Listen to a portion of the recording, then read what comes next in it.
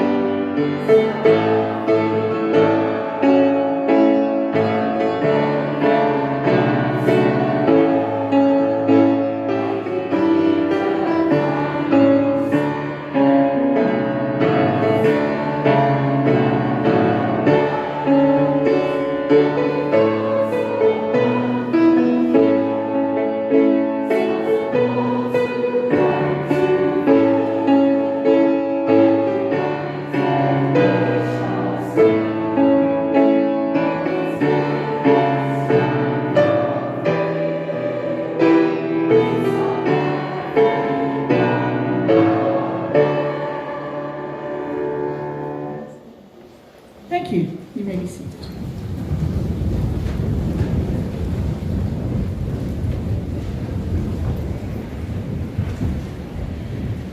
So good evening, ladies and gentlemen, and welcome to our very special valediction ceremony for the Matric class of 2021. In particular, I would like to say a special welcome to Advocate Kate Hofmeyer, our guest speaker for the evening, and her daughter Rachel, to members of our school governing body, to staff, to parents, and of course our guests of honor, the Matric class of 2021. What a privilege it is to be standing here in front of you tonight. It actually feels quite surreal. And I'm so happy that we were able to have this opportunity to give the Matric class of 2021 the farewell and acknowledgement they deserve. The past 2 years have not been easy, but you have persevered, and the fact that we are all here tonight is synonymous with the hard work and the effort that has gone into getting us to this point. The effort has been collective. You, your teachers, and your parents. And it is fitting that we are all here in person to share this very special occasion. Thanks to Mr. Helling, we are live streaming this function to a private YouTube channel for the benefit of any parents who could not be here in person tonight. So welcome to you too. Girls, this is such an important moment in your life, as it marks the end of your 12 years at school. And I hope you all enjoy the evening with us as we celebrate the incredible achievements of this very special group of people. I would now like to call on our very talented marimba band to get the evening started.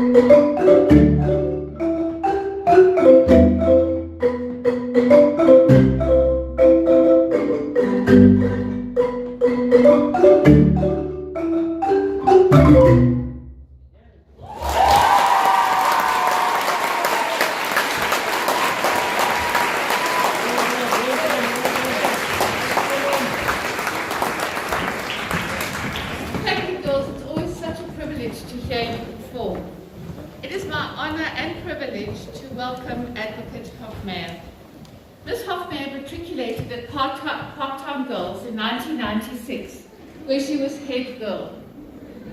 She obtained her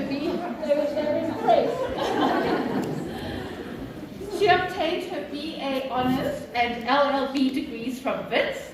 Thereafter, she clerked for former Chief Justice Chas Carlson at the Constitutional Court, and then studied at Oxford University, where she read for the BCL and MPhil degrees. The girls are serious here. Since completing her studies, Ms. Hofmeyr has published articles in both domestic and international law journals. Ms. Hofmeyr joined the Johannesburg Bar in 2007, and this year she was elevated to the status of Senior Counsel.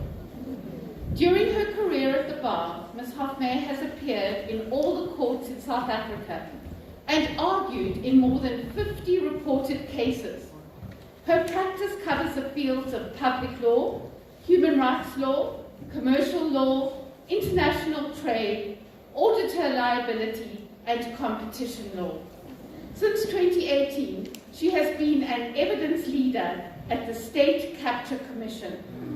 There, she has been responsible for the evidence of over 40 witnesses, including former ministers, directors general, CEOs, CFOs, and SOE board members, as well as auditors. She is also married with 2 children, and one of her children is with us today, so we are delighted to welcome you. And Advocate Hofmeyr, thank you for joining us this evening. What a privilege it is to have you address us. Thank you.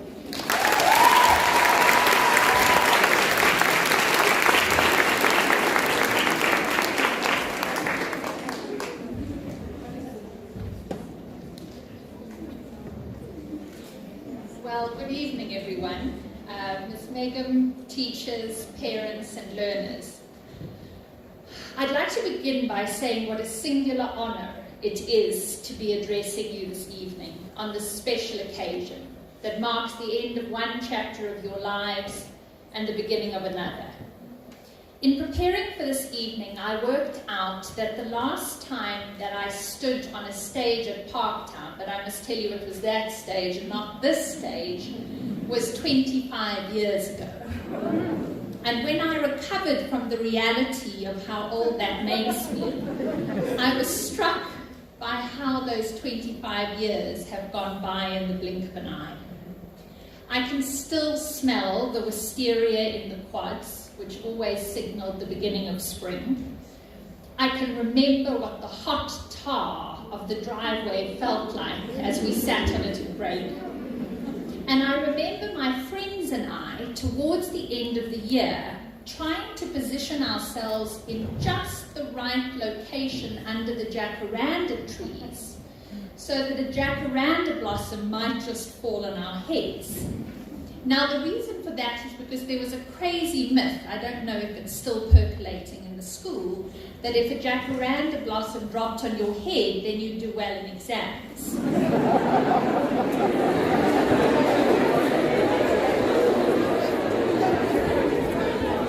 For some of my friends, this had developed into an actual exam technique by the time we got to Matric. I then also spent a bit of time reflecting on what the school gave to me. It gave me lifelong friends. I'm still in regular contact with my 6 closest friends from school, and although we're scattered around the globe, we managed to meet up all together for our 40th birthdays a few years ago. The school gave me the opportunity also, at one of its dances, to meet the man who would become my husband and with whom I've been together for 26 years.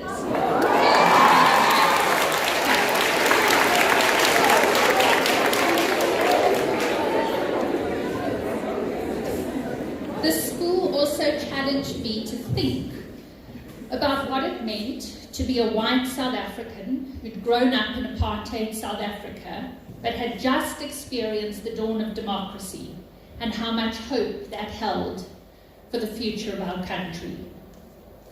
The school also reinforced for me on a daily basis that women could do anything they set their minds to. I never doubted that for a moment in this school. As I watched teachers educate me on a daily basis about the world and all it had to offer, as I observed a headmistress lead the school, and it was a serious contender to all the private schools with which we competed both on and off the sports field. And I grew up with my fellow classmates who were never distracted or deterred from pursuing their dreams as a result of the complicating presence of boys in the classroom. I have little doubt that your experiences over the last 5 years will in some respects have been similar to mine, but they will also have been importantly different. And so I thought for this speech that it might be useful to take some time to reflect on where you all are and what leaving school at this time in the life of our country means. Where you are is in a world very different from the one I was in 25 years ago. Your world and your lives are dominated by social media and an ability to be instantly in contact with anyone, anywhere, anytime.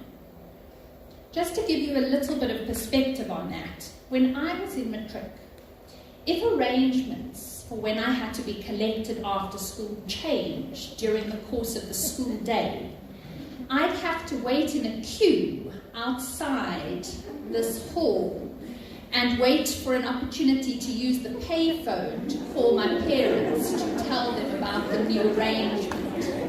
I did quickly go go before I started here this evening to check if it's still there. It's still on the wall, but I suspect not used very regularly.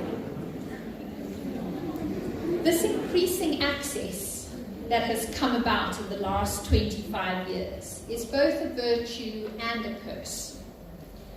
It means that the world has opened up to you in a way that it never was open up for those of us who matriculated 25 years ago. But it also means that your days can be dogged by an incessant eagerness to capture each moment on your next Instagram or Facebook post. The focus we have on our phones often disconnects us from the moment we're in and the people we're with. And we're more worried about recording ourselves in a moment, editing the image and then posting it, than getting stuck into what is really happening around us and what we can do about it. There's also a darker side of what that constant bombardment of social media means for mental well-being, particularly for girls. We've recently heard testimony by Facebook's whistleblower, Ms. Frances Horgan, before a US Senate committee, in which she revealed how Facebook has known for many years about the link between social media and particularly girls' psychological well-being, and how it's not only not addressed that, but used that very fact to design and promote some of its product offerings. One of the things that concerns me about the dominant position that social media occupies in the lives of our youth today is that it encourages a level of inward focus and preoccupation that is inconsistent with the contribution to others that our country so desperately needs right now. I've been thinking for some time about how inconsistent that type of egocentric absorption is with the values of community and Ubuntu that are such important features of our country, and which, in my view, hold some of the key to its future. Ubuntu conveys the concept that we are human only through the humanity of others. It's captured in the idea that I am what I am because of who we all are. And it emphasizes the interconnectedness of people. What I take away from this concept is the notion that if some of us in our society are not okay, are living in conditions of intolerable poverty and severe deprivation, then none of us is actually okay. How can we be? We have a 34% unemployment rate amongst adults. And on the latest figure for youth unemployment, that is people between the ages of 16 and 24, who are either not in education, employment, or training, that figure jumps to a staggering 44.2%. Now, just having been privileged enough to be educated in this school means that you're unlikely ever to fall into that statistic. But the question I'd like to challenge you with this evening is, what are you going to do about that? It seems to me that you have a choice. You can be grateful that you don't fall into that statistic, and you can go on your merry way, phone in hand, not caring much about the daily circumstances of those who are wanting for the most basic necessities of life.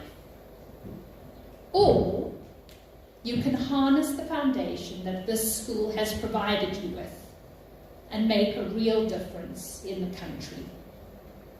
Now, don't get me wrong. I'm not suggesting that you all have to go out and become heart surgeons or archbishops.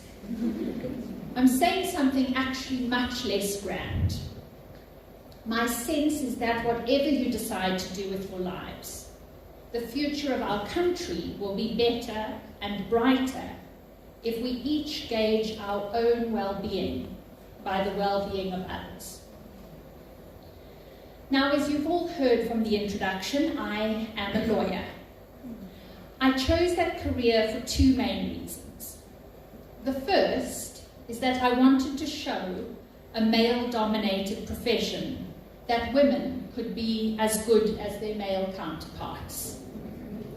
I believe that by doing that, I'd be sending a message to all the women who came after me, including my daughter, who didn't want me to mention her in this speech, but is sitting behind me, and who's assured me that she has no intention of ever being a lawyer. I wanted to tell the woman who would come after me that the sky is the limit, and that women should never be deterred from making a difference, because that those who've done so before them look different to them, speak with deeper voices than they do, and don't get emotional when they ply their trade.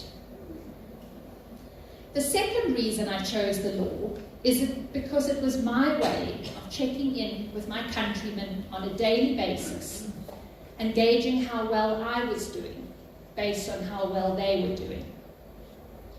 One of the cases I was involved in a few years ago gave me an opportunity to reflect on that question in a most profound way.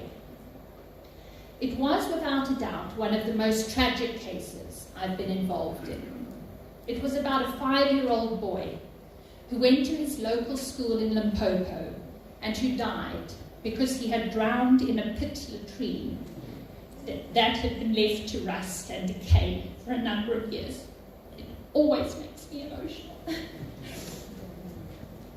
Michael Market died on the 20th of January 2014. He died a full year after Parliament had legislated that pit latrines had to be eradicated in our country. And he died despite the fact that it cost 600 rand to fix that toilet.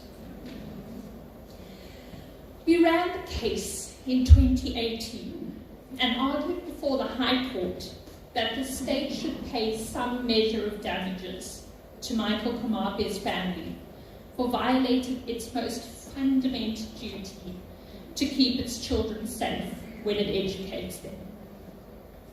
The High Court did not agree that the family should be paid any measure of damages for their suffering. But we were able to overturn that ruling on appeal and to get an award of damages for Michael's family for the trauma that they had suffered as a result of his death. It was an entirely avoidable event that ought never to have occurred in a country that protects its children and provides for their basic needs. Now, despite the High Court's finding on the question of damages, which was flawed and ultimately overturned, it did take the unusual step of directing the state to put together a plan to eradicate all pit latrines in Limpopo. The court held that the state's failure to have upgraded the sanitation infrastructure at schools in the province was unlawful, unconstitutional, and ought to be remedied.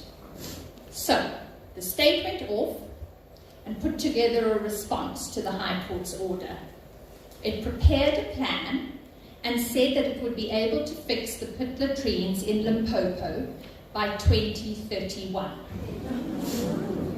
It allegedly needed those 14 years to do so because of budgetary constraints. But the problem with that argument is that in the course of the Komape trial, we had shown that the Department of Education in Limpopo had underspent its education budget for the years preceding his death. So the case had to be taken back to court. It was argued earlier this year, and the state was ordered again to come up with a better plan that would eradicate pit latrines in Limpopo sooner than 2031, and to report to the court about that new plan and its implementation. It's now 2021. There are still pit latrines in Limpopo schools, and it costs 600 rand to fix each of them, but the state hasn't managed to do that yet.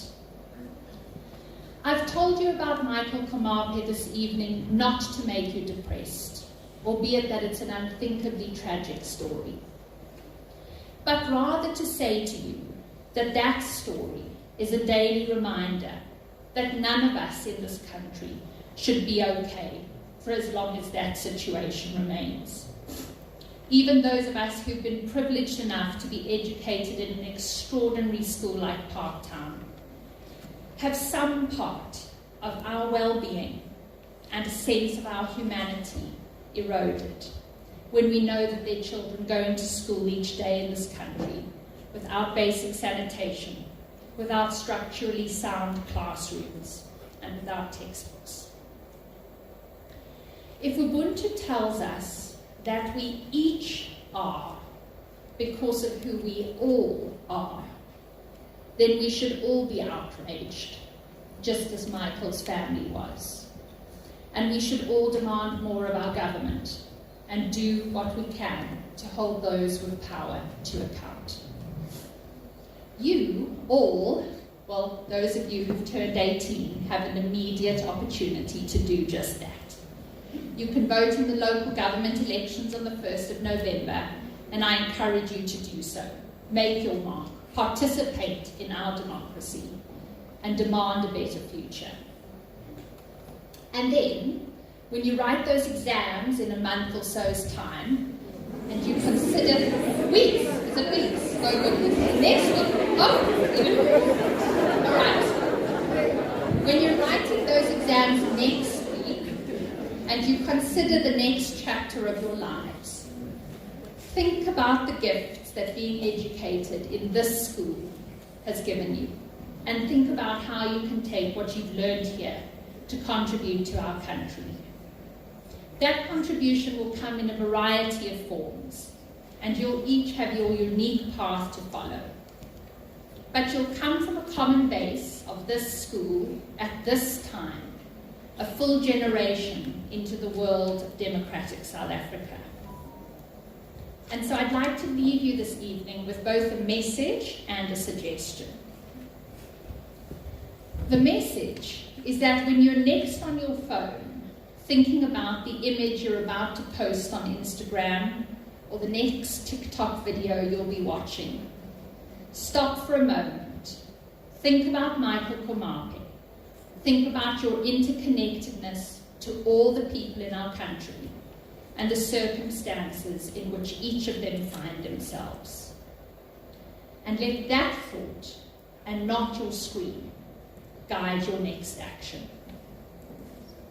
As for the suggestion, it's the following. In my Matric here, we came up with a list of the persons most likely to do whatever. And we filled it with a range of topics. Become a doctor, get married first, climb Mount Everest, swim with sharks. And when we reunited for our 10 and our 20-year reunions, that list has been a wonderful reminder of who we all were and who we've now become. So I'd encourage you to do the same. Develop a list, make sure someone keeps a record of it. Of course, these days you'll post it in the cloud or on your class Facebook page. Our list keeps getting lost, so there's forever a bit of consternation about that. And bring it out at your future reunions. Thank you all so much for your time this evening, for listening to me. I wish you all the best for next week and for everything that the future has to hold for you. Thank you.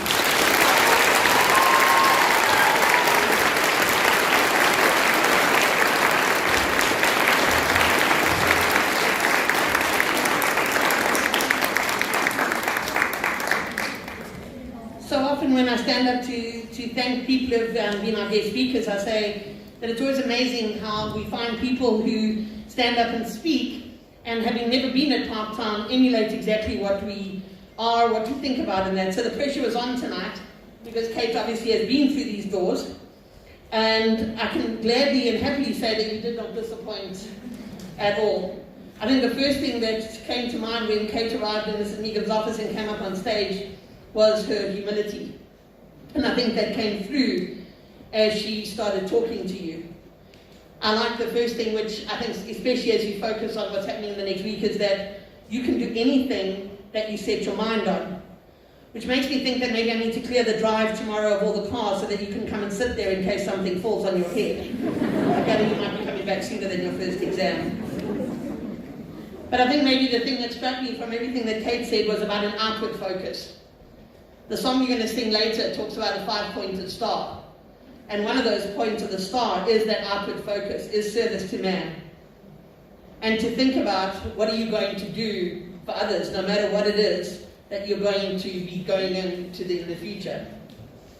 And what I love about Kate standing here is that she's shown the way for some of us. And there's lots of girls who have gone before us who have shown the way that you are able to follow now. But I think based on what Kate said, more importantly than showing the way is what way are you going to show? What role model are you going to set as she has set for other people? So to tie it all up, just keep remembering the interconnectedness that she spoke about. Thank you for what you've told us. Thank you that you've shown us that it's okay to be passionate. It's okay to have emotion and to feel very strongly about it. It just depends what you do with it. So thank you very much.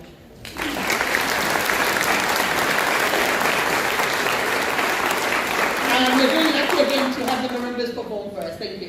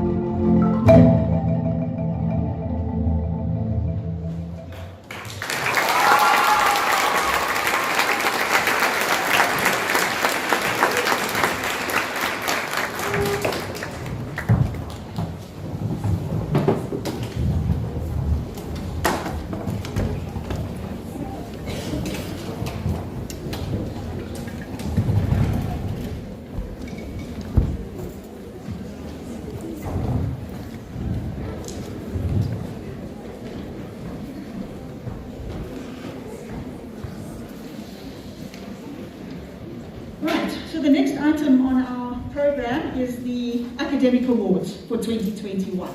And the first category of those are the subject awards. So the announcement of these girls will be the top learner in each one of the subjects. And if I could ask them to please come forward to collect their trophy. Advocate Hofmeyer will be handing over the certificates. If I can ask you please just not to shake her hand. Okay? Not because she doesn't want you to shake her hand, but because it's a COVID thing. All right. So the first one is the Ernst & Young Trophy for Accounting. Top achiever, 89%. Mahdia Sidat.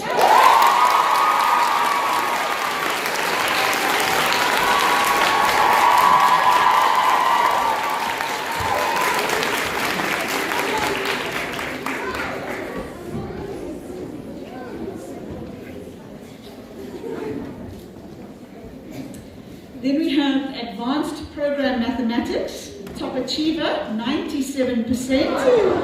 Nakisha Babalu.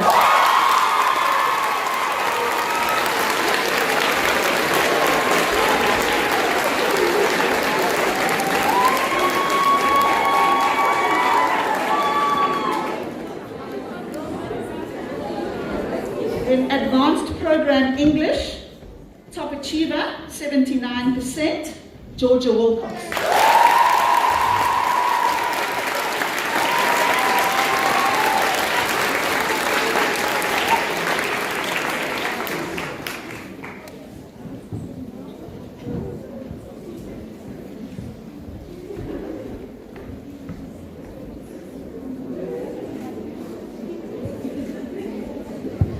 Then the Afrikaans Award, top achiever, 98%, Amina Patel.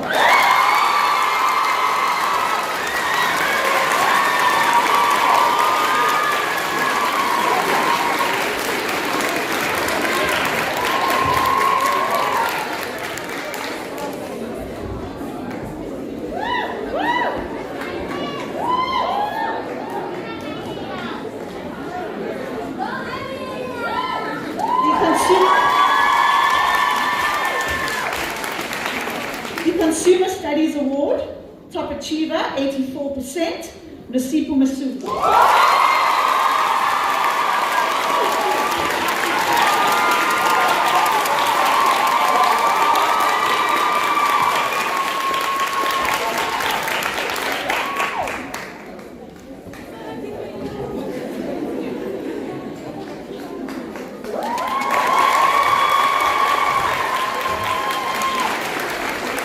Consumer Studies Practical Award presented to the top practical student in Consumer Studies, and this award is being shared this evening between Akila Baba and Georgia Lund.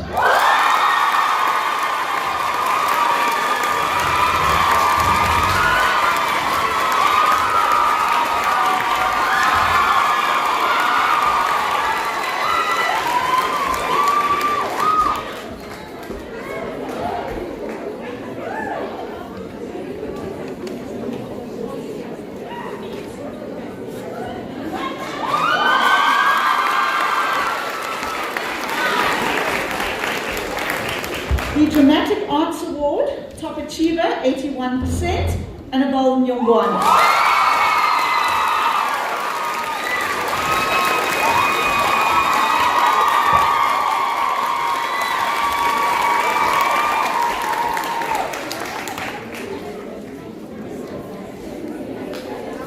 And you can stay there, Annabelle. The Hicks Dramatic Arts Award, which is presented to the top practical student in dramatic arts, Annabelle Nyongwana.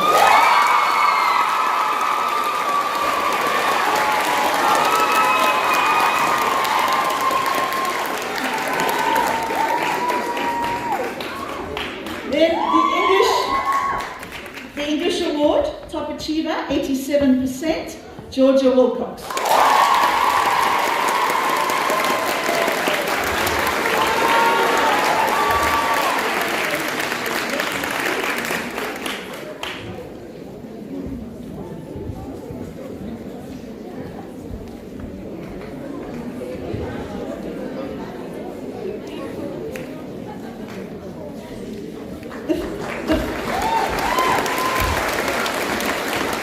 Award, top achiever, Miriam George.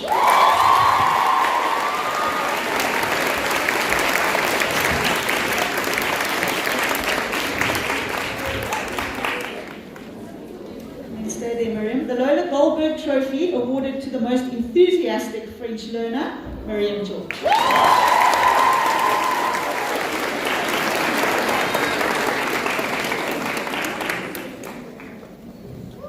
The Geography Award, Top Achiever, 90%, Nikisha Babulov.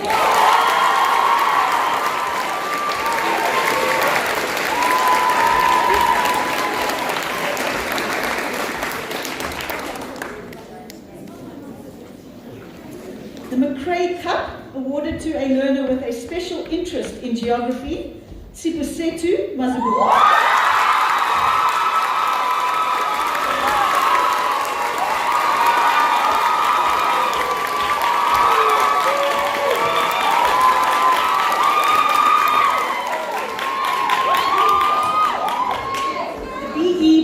Award for History, Top Achievers, 98%, Amara Kachaga.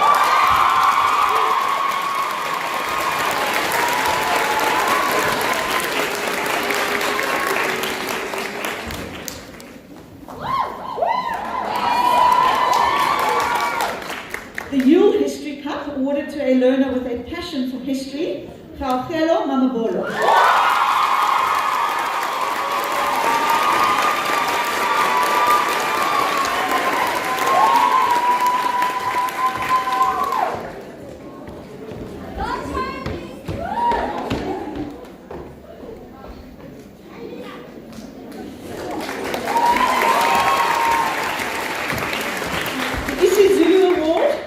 Achiever, 92%, Sinatemba Pakati.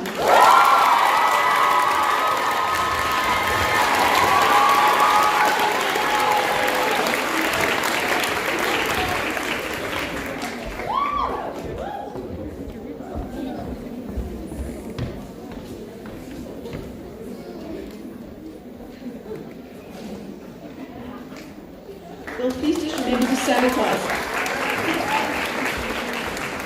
The Life Orientation Award, Top Achiever, 97%, Raisa Bismillah.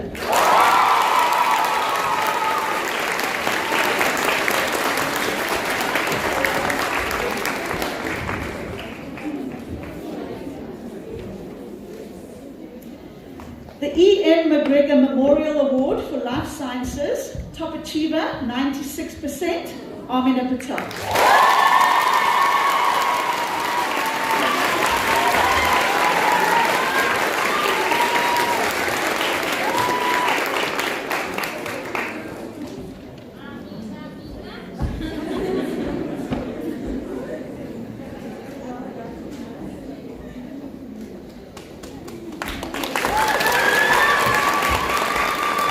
The Mathematics Shield, Top Achievers, 98%. This award is being shared.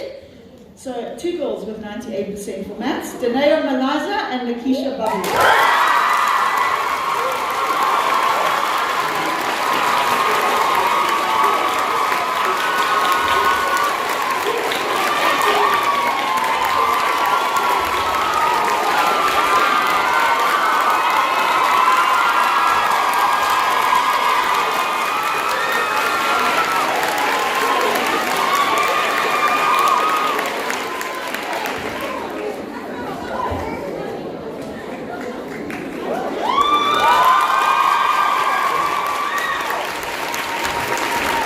The Mathematical Literacy Award, Top Achiever, 90%, Sky Ludbrook.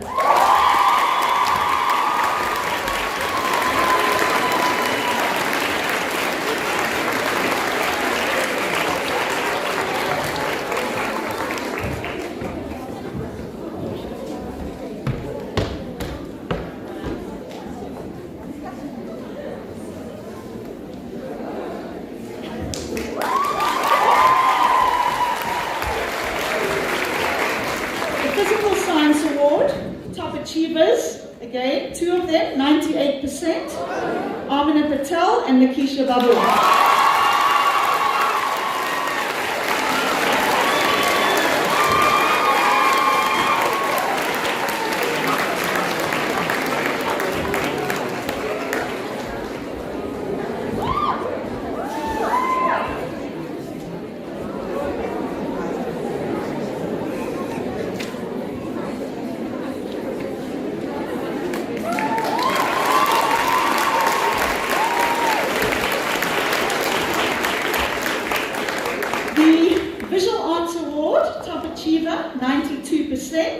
Aisha Munir.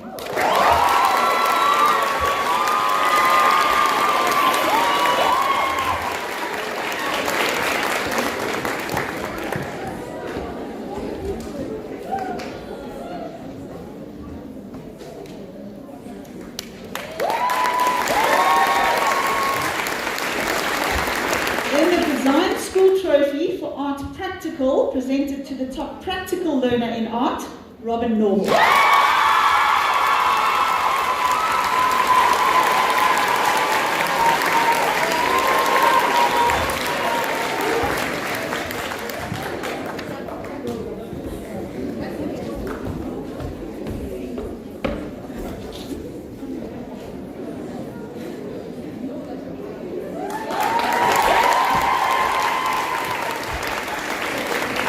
And last but not least, Information Technology, top achiever, 83%, Danero Malai.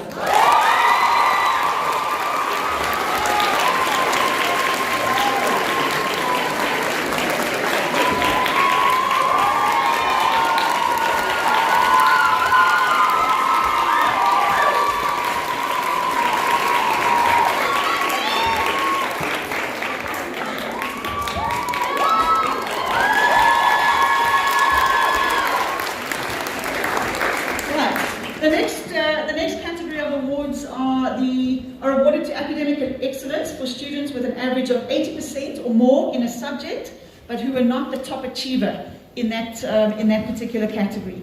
And I'm going to read these out in groups, girls, so that you're not clapping for each person individually, otherwise we will literally be here all night.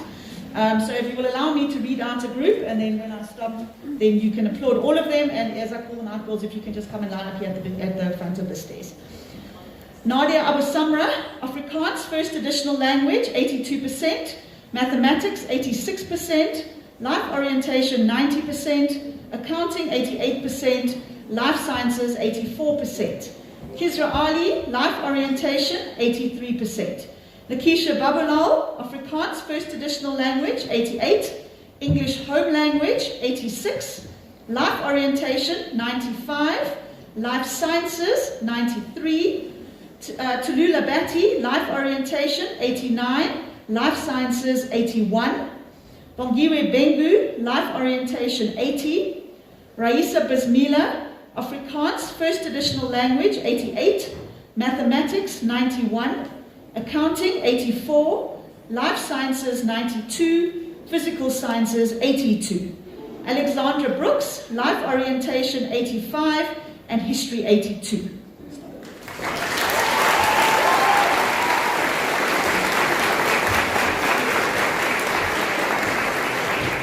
Girls, if you can we'll keep going through and you can come out on the other side.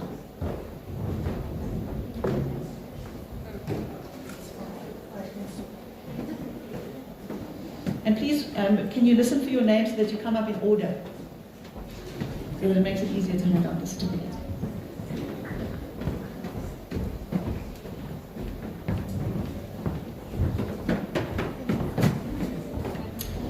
Right, then we've got Amara Kachalia, English home language, 86, mathematics, 83, life orientation, 92, life sciences, 83, physical sciences, 80. Hanin Kasim, Afrikaans first additional language, 81, life orientation, 86. Simran Chana, life orientation, 85. Daniela Chetty, life orientation, 84, history, 83. Maklati Chipu, life orientation, 90. Ilham Chohan, mathematics, 82, life orientation, 85, and history, 88. I will stop there.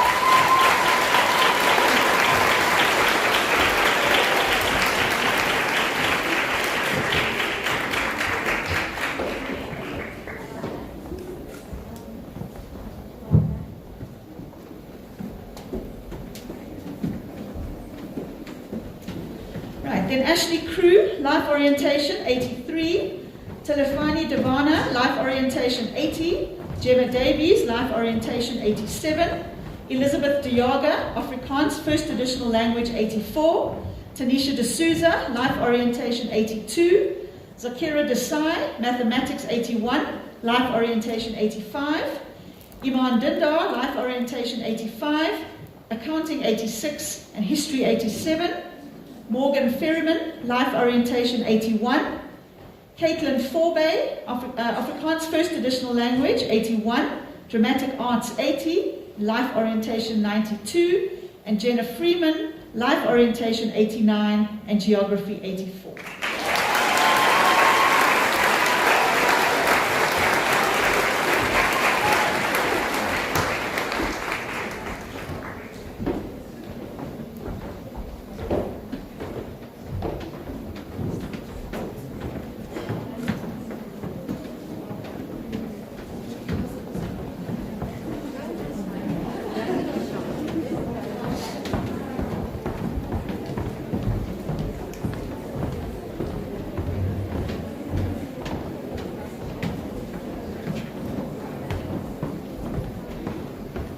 Right, then Miss Bagafoor, Life Orientation 84.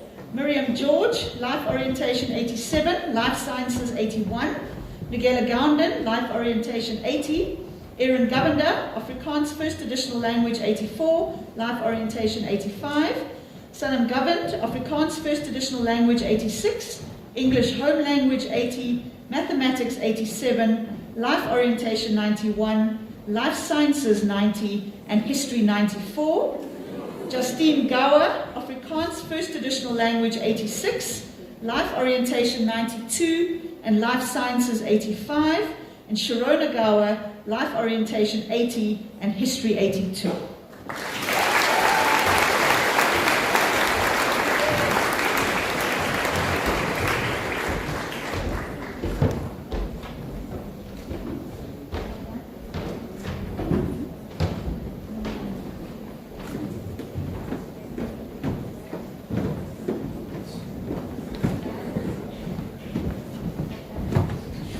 Tasmia Hafaji, Life Orientation 92, Life Sciences 84. Erin Helling, Life Orientation 88, History 89. Nebon Hongwana, Life Orientation 82, isiZulu First Additional Language 86. Gabriella Hoskins, Afrikaans First Additional Language 81, English Home Language 84, Life Orientation 88, Visual Arts 89. Tasneem Howlader, Afrikaans First Additional Language 90, Life Orientation 89, History 81, Yasera Ismail, Life Orientation 87, and Jaden Joseph, History 83.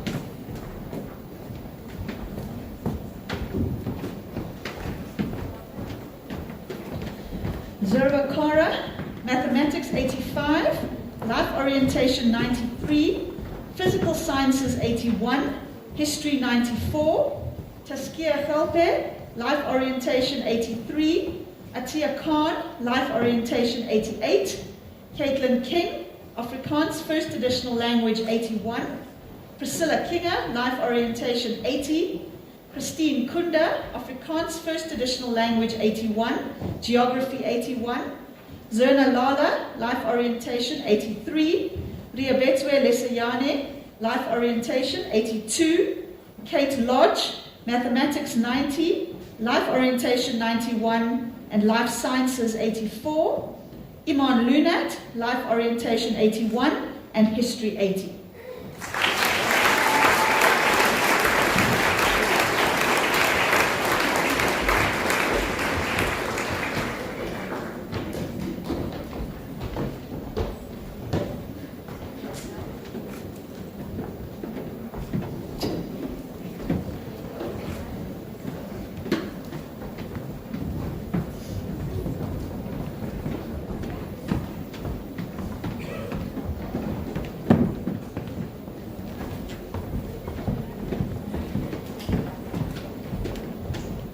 Zainab Lorgat, Mathematics 84, Life Orientation 91, Information Technology 81. Sky Ludbrook, Life Orientation 88, Shannon Ludbrook, Mathematical Literacy 89, Life Orientation 88. Georgia Lund, Consumer Studies, 83, Life Orientation, 81. Sharon Lunga, isiZulu First Additional Language, 86. Tamana Mkhlali Mabandla Rangwacha, Life Orientation, 81. History, 83. Nonjabula Maboye, isiZulu First Additional Language, 86. And Manetle Mahonga, French Second Additional Language, 80. Life Orientation, 81. And Life Sciences, 81.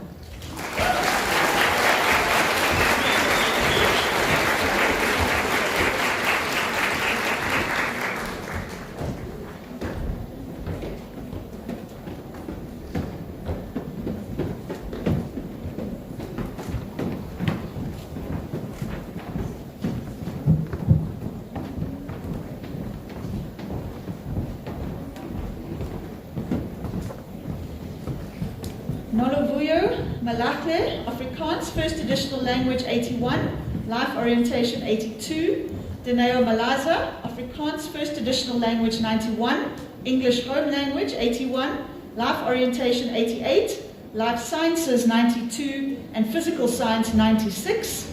Kaufelo Mamabolo, Life Orientation, 86. Iman Manak, Life Orientation, 81. Kutwano Mangalani, Afrikaans First Additional Language, 82, Life Orientation, 89, History, 86, and Firdaus Manju, English Home Language, 81, Life Orientation, 93, and History, 90.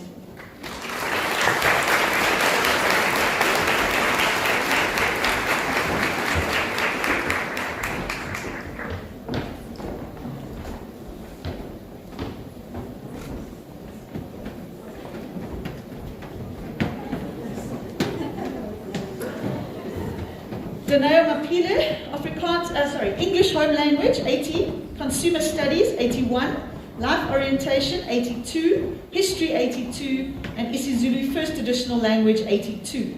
Razipu Masuku, Life Orientation, 85, isiZulu First Additional Language, 85. Fadzai Matanire, English Home Language, 83, Life Orientation, 89, Life Sciences, 80, History, 87. Very focused. Kensani Matabula, isiZulu First Additional Language, 81.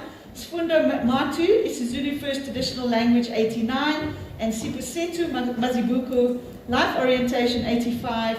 And isiZulu First Additional Language, 80.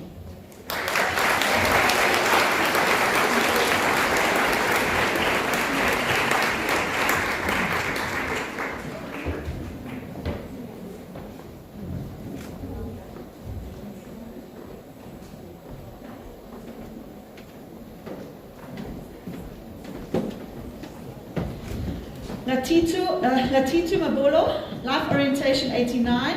Nolotando Madakani, Life Orientation, 86. isiZulu First Additional Language, 80. Ndondo Mdluli, isiZulu First Additional Language, 81. Tabasile Maklanga, isiZulu First Additional Language, 86. Sana Mystery, Mathematics, 80. Accounting, 82. Life Sciences, 81. Salila Muhammad, Life Orientation, 83. Khadija Maleli, Life Orientation, 81. And Bokamoso Monari, English Home Language, 80. Mathematics, 87. Life Orientation, 91. Life Sciences, 87. And History, 90.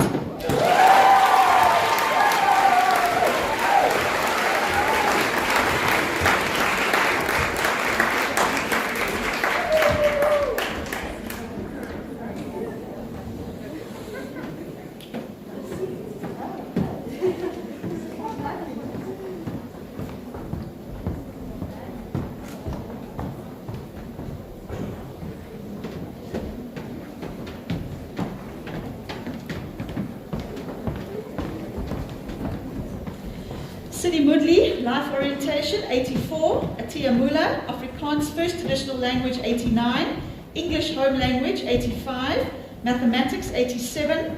Life Orientation, 94. Life Sciences, 82. History, 95. Zahra Musa, Life Orientation, 92. Zinkle Moyo, Life Orientation, 86. isiZulu First Additional Language, 88.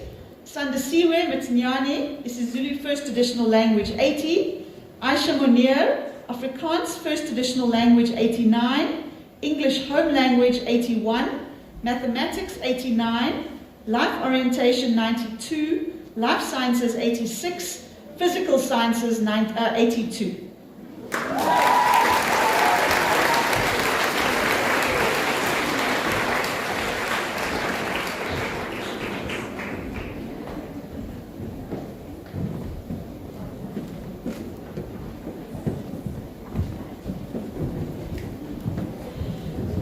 Felisa Mawila, Life Orientation 87, Ishani Nagar, Life Orientation 83, French Second Additional Language 82, Divaksha Naidu, Afrikaans First Additional Language 86, Life Orientation 87, Life Sciences 81, Tamira Nayagar, Afrikaans First Additional Language 85, Mathematics 82, Life Orientation 89, Life Sciences 89, Physical Sciences 80, Geography 83. Robin Norval, Life Orientation 85, Visual Arts 83. Karabo and Klakana, Life Orientation 93, and Life Sciences 84.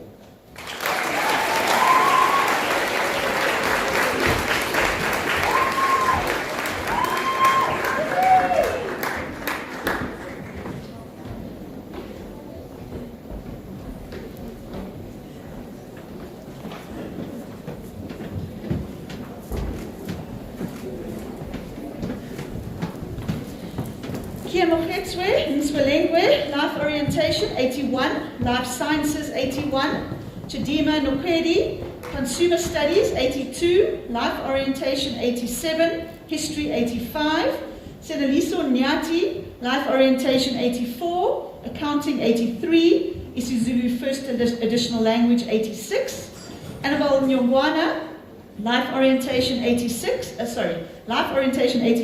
History 89, Isabel Nyongwana, Consumer Studies 80 and Life Orientation 81, Olebegen Oliphant, Life Orientation 86 and isiZulu First Additional Language 87.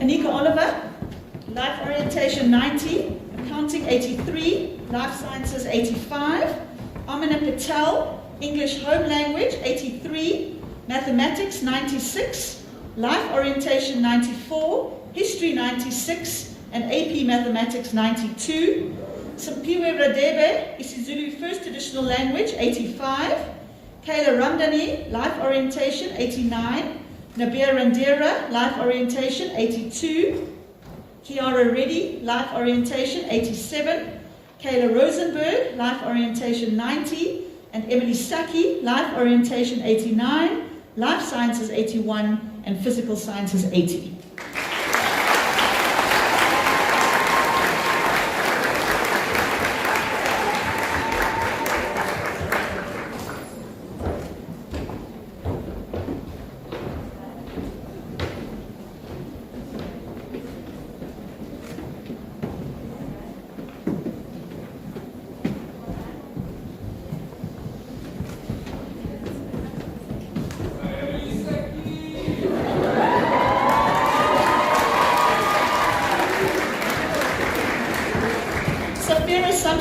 English Home Language 81, Mathematics 85, Life Orientation 92, History 92.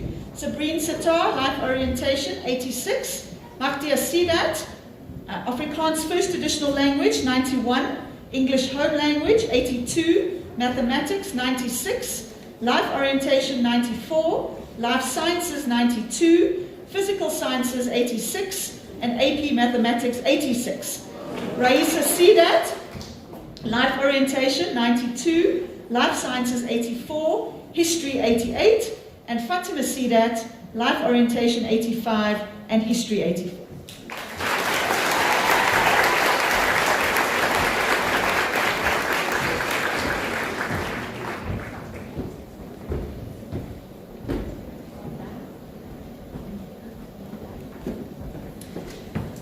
Taugelo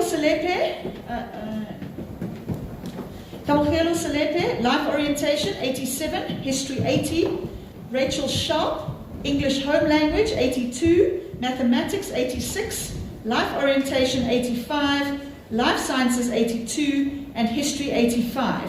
Georgia Shear, Mathematics, 94. Life Orientation, 91.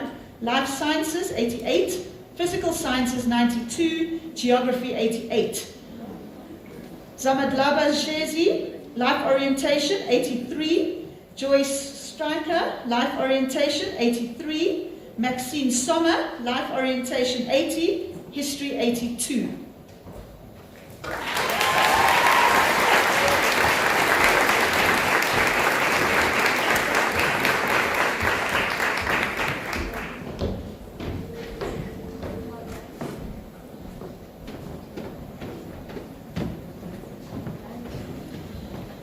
Ulysses Bambo, Life Orientation, 87. isiZulu First Additional Language, 84.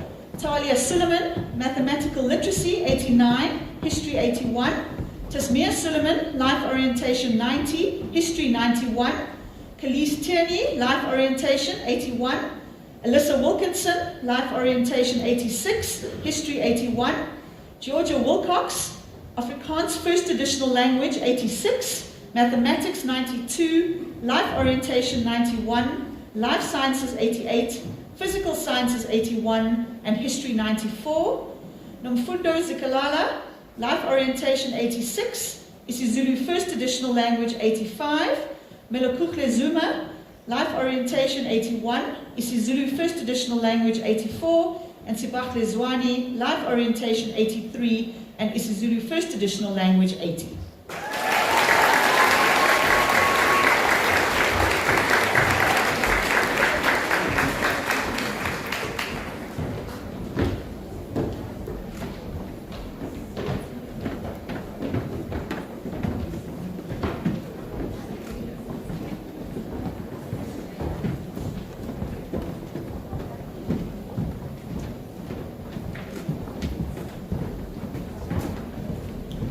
That's an enormous number of distinctions that we hopefully will mimic at the end of the year. So I think you can actually just give all of those girls an everyday.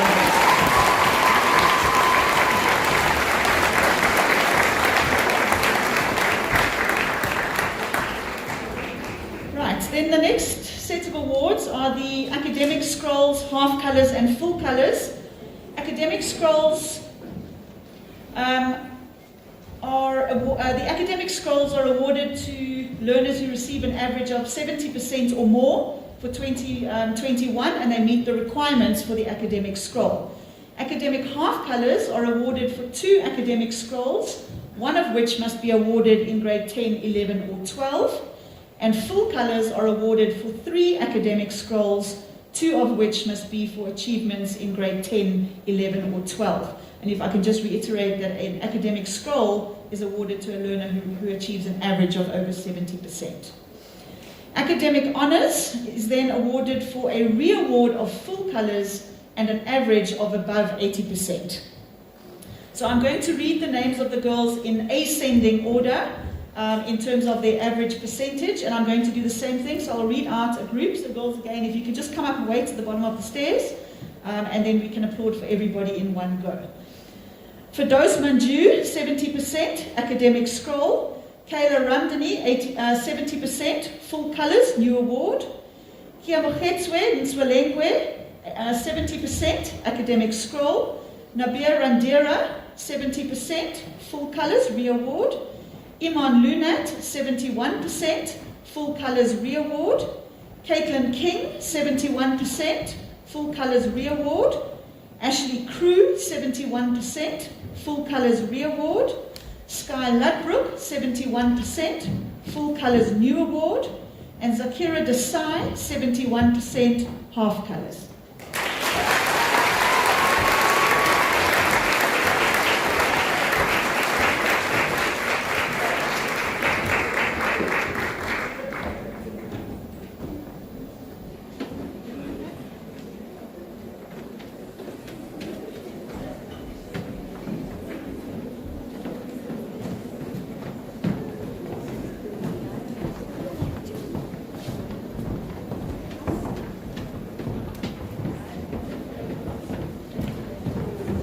Yassine Sommer, 72% Academic Scroll. Tallulah Batty, 72% Full Colours New Award. Felisa Mwila, 72% Full Colours Re-Award. Tamana Mchlali Mabandla Rangwacha, 72% Full Colours Re-Award. Jenna Freeman, 72% Full Colours Re-Award. Lusipu Masuku, 73% Academic Scroll. Erin Helling, 73% Full Colours Re-Award. Kiara Reddy, 73% Full Colours New Award. Kauhelo Mamabolo, 73% Full Colours New Award. Annabelle Nyongwana, 73% Half Colours. Kamogelo Selepe, 73% Full Colours Re-Award.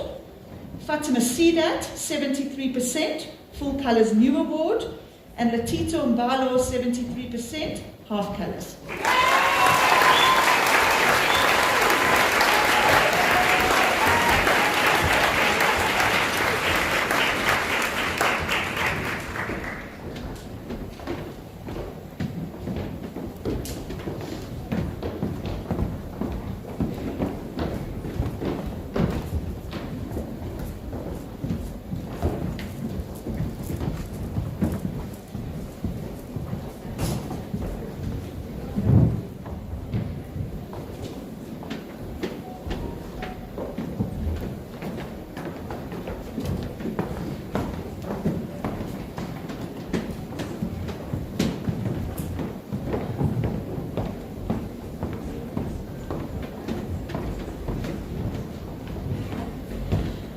Oliver Oliphant, 74% Full Colours Re-Award. Zahra Musa, 74% Half Colours. Talia Suleiman, 74% Half Colours. Karabo Ntlakana, 74% Full Colours Re-Award. Christine Kunda, 74% Full Colours New Award. Iman Dindar, 74% Half Colours. Chidima Nkwedi, 74% Full Colours New Award. Khadija Maleli, 74% Half Colours. Zerna Lala, 74% Full Colours Re-Award. Alyssa Wilkinson, 75% Full Colours New Award. Senaliso Inyati, 75% Full Colours Re-Award. Tasmia Hafaji, 75% Full Colours Re-Award. And Monetle Mahonga, 75% Full Colours New Award.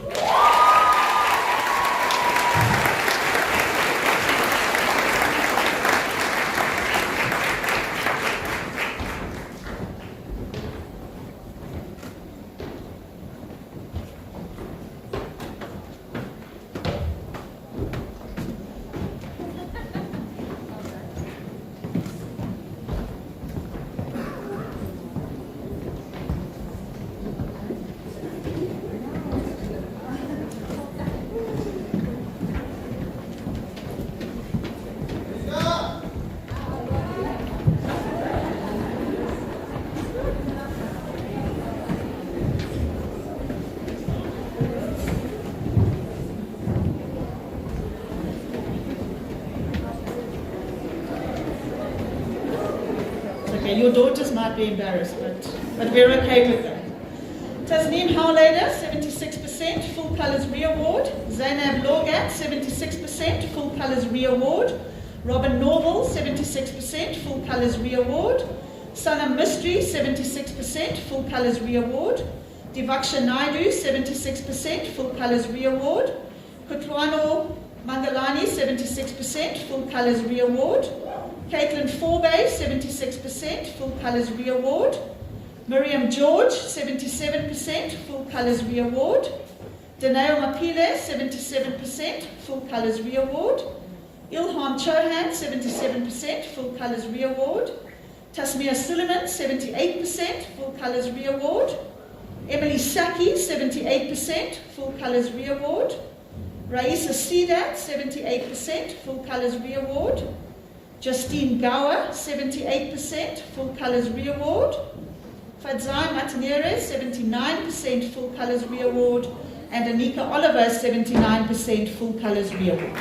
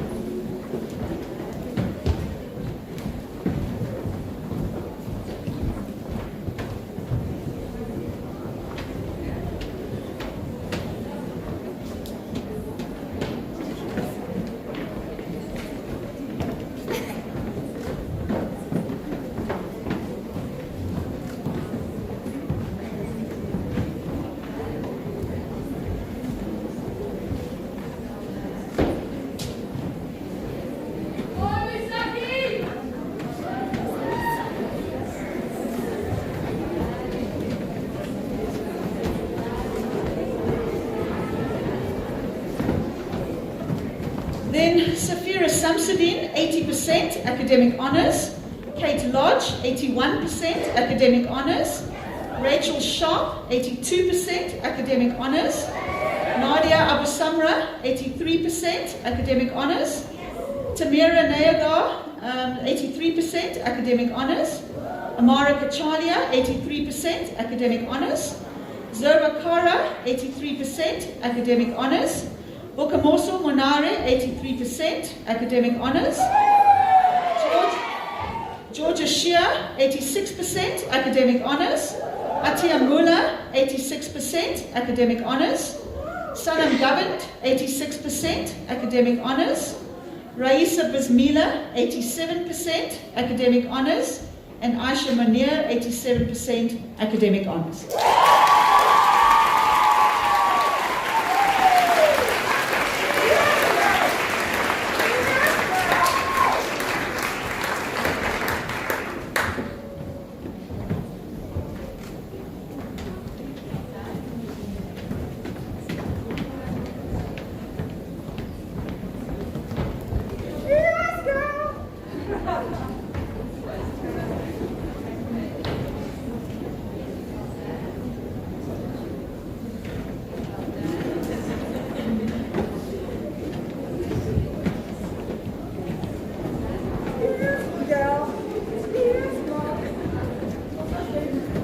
And that brings us to the top 5 girls in the grade.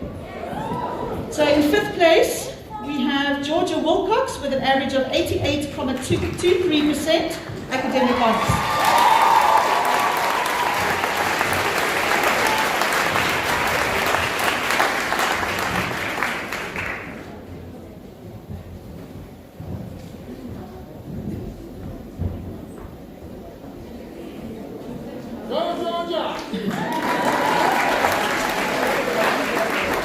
In 4th place, with an average of 89.69%, Mahdia Sidat, academic honours.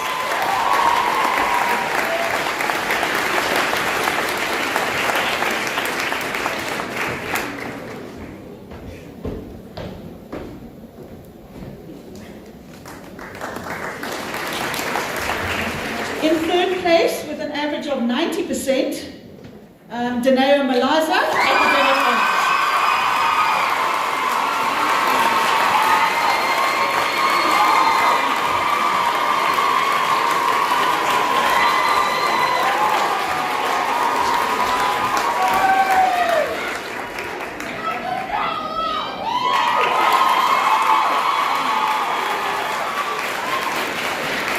In 2nd place, with an average of 92.38%, Nikisha Babulal, academic honours.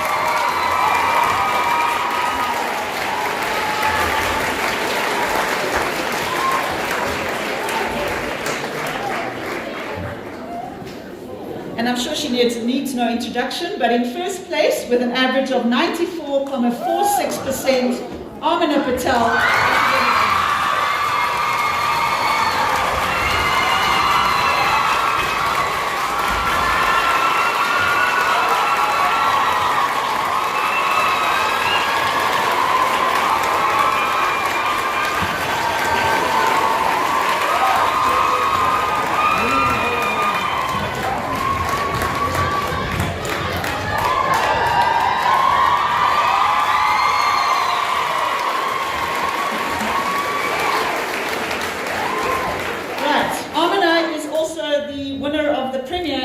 Award, which is the Dux Scholarum and Elizabeth Heading Award. Just let me read the citation, then you can go again. So there is a citation that goes with this. Amina is an extraordinarily dedicated learner who has maintained an outstanding academic record since grade 8.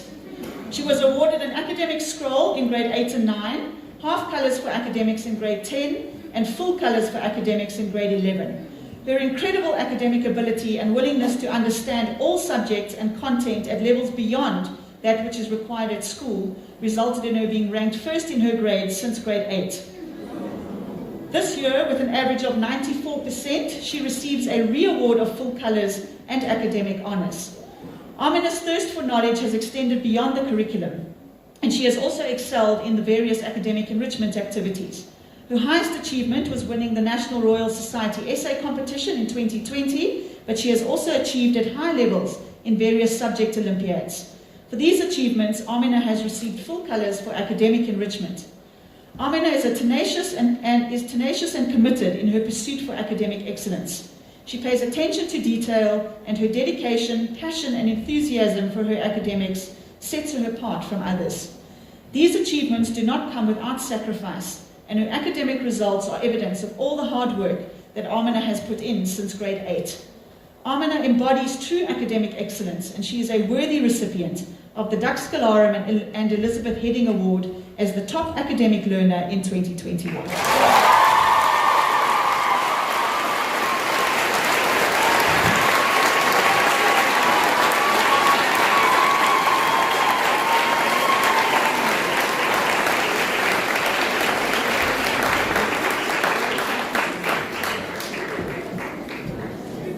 Then we have a number of special awards that we always award at Valediction. And the first one, if I can ask Chidima Nokwedi, I'll never get that right, sorry Chidima, to come forward. Nokwedi. Let's give the W in the wrong place.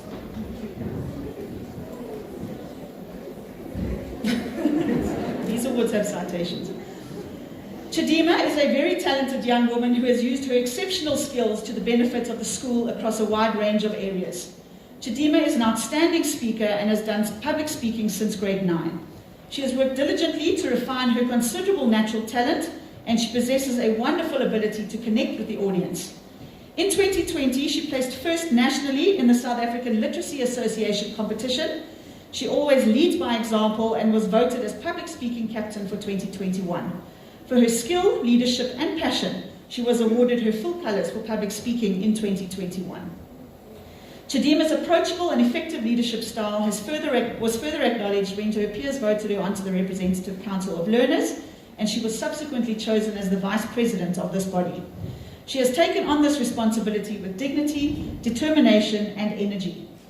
Chidima is an exceptionally passionate and diligent learner who has displayed consistently excellent academic prowess since grade 8, and she has been awarded her full academic colours this evening. As a result of Chidima's outstanding contribution in the areas of culture, academics and leadership, it is with great pleasure that we award her the school's highest accolade, an honours basket.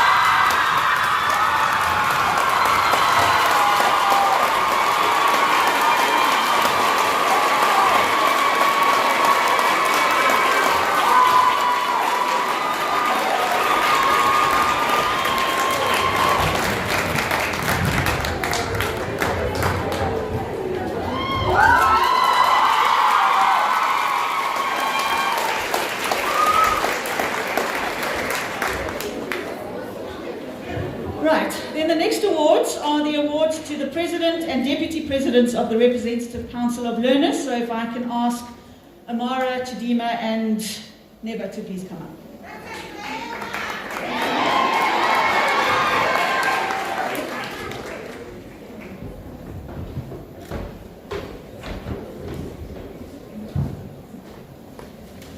Right, I'm going to start with the two Deputy Presidents, and I will start with Neba. Neba is a determined and focused young woman who develops deep, meaningful relationships with all of those around her. Her calm demeanour in trying times serves her well and keeps everyone around her focused on what is important in the moment. She is an exemplary role model who leads with compassion and wisdom. Neba relates well to younger learners, her peers and teachers alike. She has channeled her energy positively during the year to inspire and motivate all around her. Nothing is ever too much for Neba as she has served alongside her council during her term of office. Neba's growth and maturity as a leader is evident in the meaningful relationships she has built with all who have crossed her path, and the support she receives from her peers. Neba strives to empower others in everything she does. Beneath her steely exterior lies a wicked sense of humour, and she has often brought balance and perspective to many situations when it has been most needed. These personal qualities, as well as her leadership skills, enabled Neba to perform her duties as Deputy President of the Representative Council of Learners with commitment and fairness, She is a worthy recipient of the Representative Council of Learners Deputy President's Award.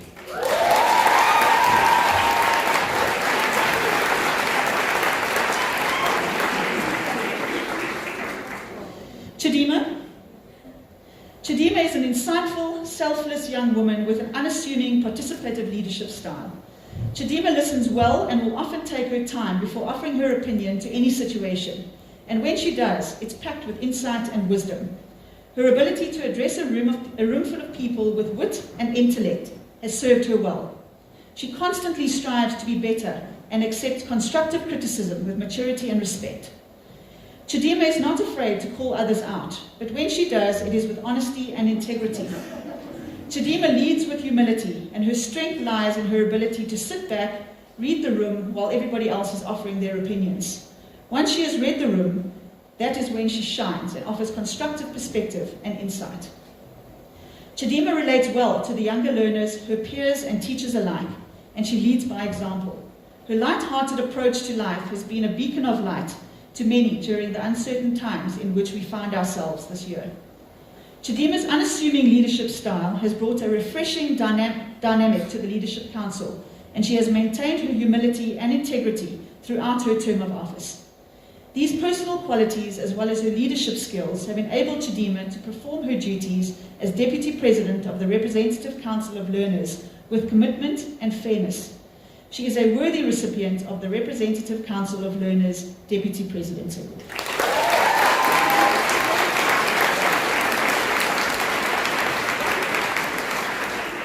Amara. Amara is a compassionate, hard-working young woman dedicated to serving those around her. Her natural positive approach to life, her ability to find solutions in any given situation, and her collaborative leadership style meant that Amara took others with her on her leadership journey, allowing them to shine alongside her. Amara's term of office started in a time filled with uncertainty, yet this did not deter her from successfully leading her council members and supporting them in their successful endeavours to achieve the goals they laid out at the start of their term of office. Amara is a natural people person with a warm, positive energy that served her well in her relationships with her peers and teachers. Amara makes people feel comfortable.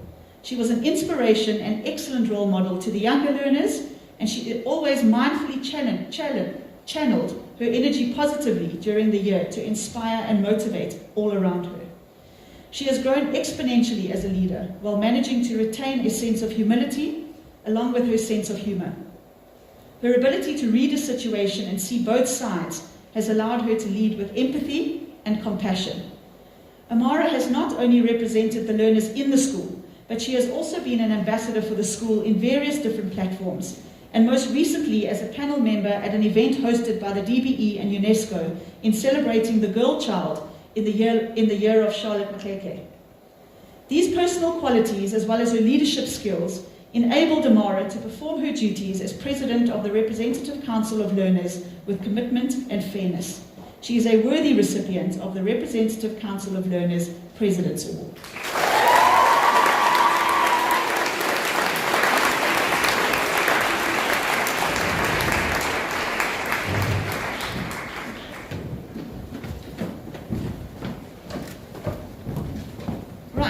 Then we have the Matric 98 Cup for Endeavour, and this award is made in recognition of endeavour and consistent effort in all subjects. And tonight's recipient is Stephanie Torke.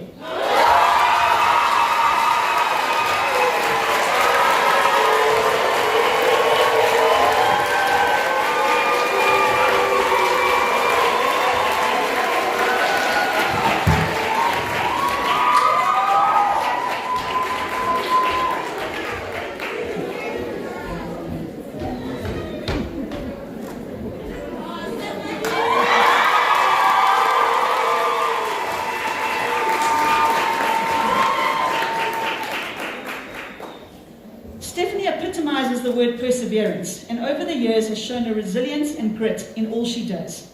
In the classroom, Stephanie endeavours to give of her best, striving to understand every concept taught and improve both her understanding and her marks, despite having come to Parktown struggling with English.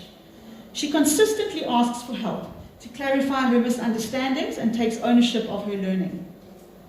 Stephanie has also dedicated herself to participating in the extramural program, and she has remained committed to activities such as first aid and touch rugby, despite challenges she has faced in these areas. One would never know that Stephanie has faced difficulties outside of the school because of her joyful optimism and contagious laugh are evident for all to see. She shows genuine care for her peers and has a natural ability to lead a class into hysterics with a single comment. Stephanie's immersion into the school culture has enabled her to be a good ambassador of our school's ethos, always persevering despite her difficulties and maintaining a smile along the way. It is for these reasons that Stephanie is a worthy recipient of the Matric 98 Cup.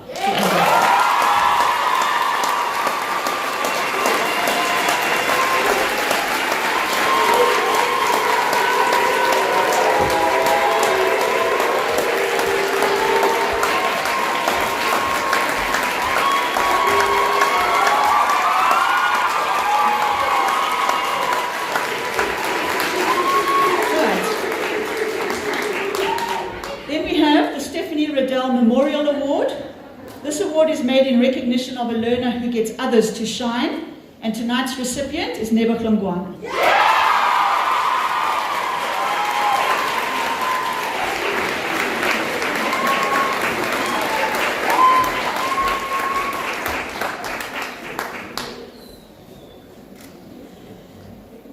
Neba is an admirable young woman. She is a learner with many talents, despite her successes, she is very modest.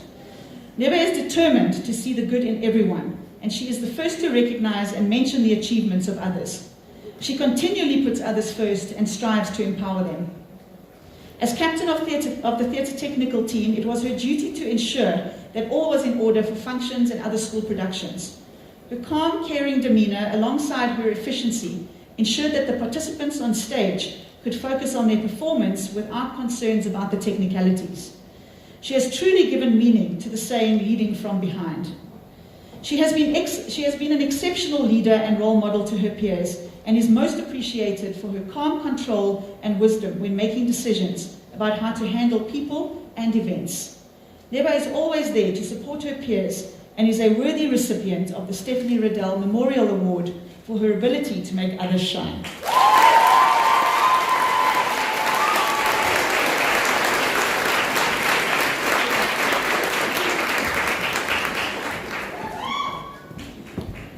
Then we have the Rotary Good Citizenship Award. This award goes to a learner who is an outstanding role model, setting a good example of citizenship. And tonight's winner is Georgia Wilcox.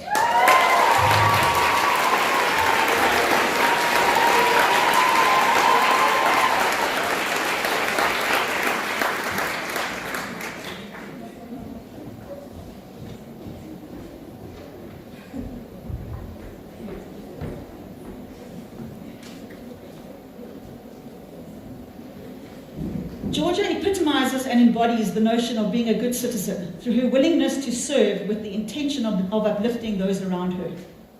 Within the school community, Georgia has always consistently displayed good citizenship, from her drive to extend the 67 Blankets project to the broader school community by using her own initiative to secure funding for wool and crocheting supplies.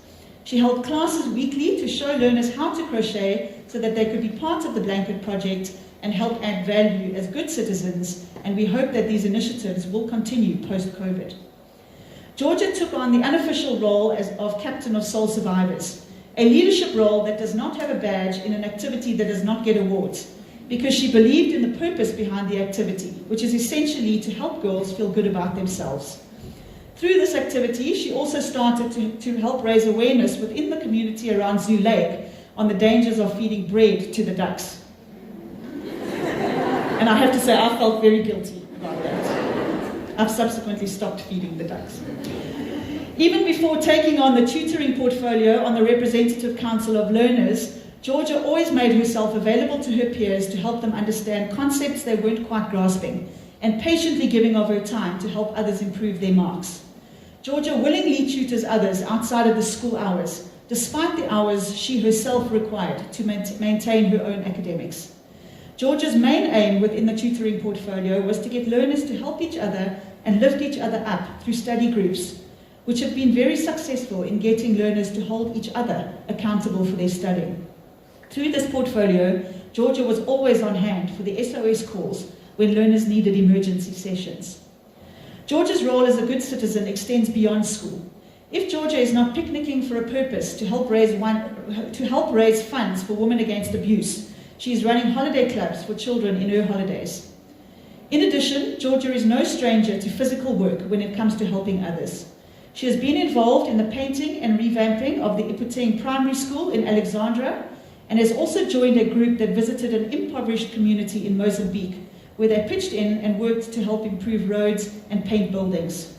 During this time, Georgia also ran 2 holiday programs for the children of this community. Everything Georgia does is purposeful and with the intention of uplifting others.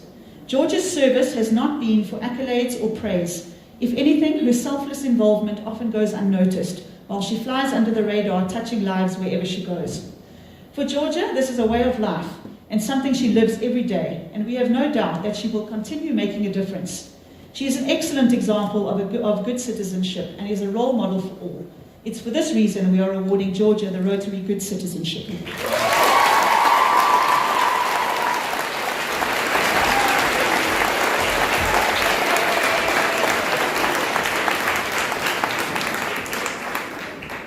Then the Collier Cup. This award goes to a learner who is not a member of the Representative Council of Learners, but who has served the school community selflessly. And this evening's recipient is Jessica Davidson.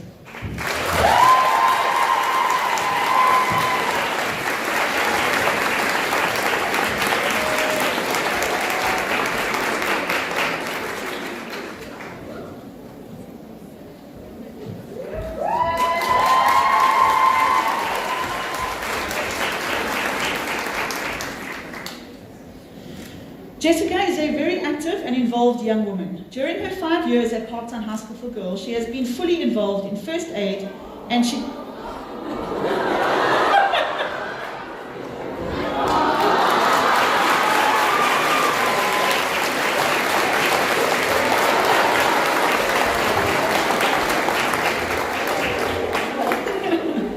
That's a proud mom, huh?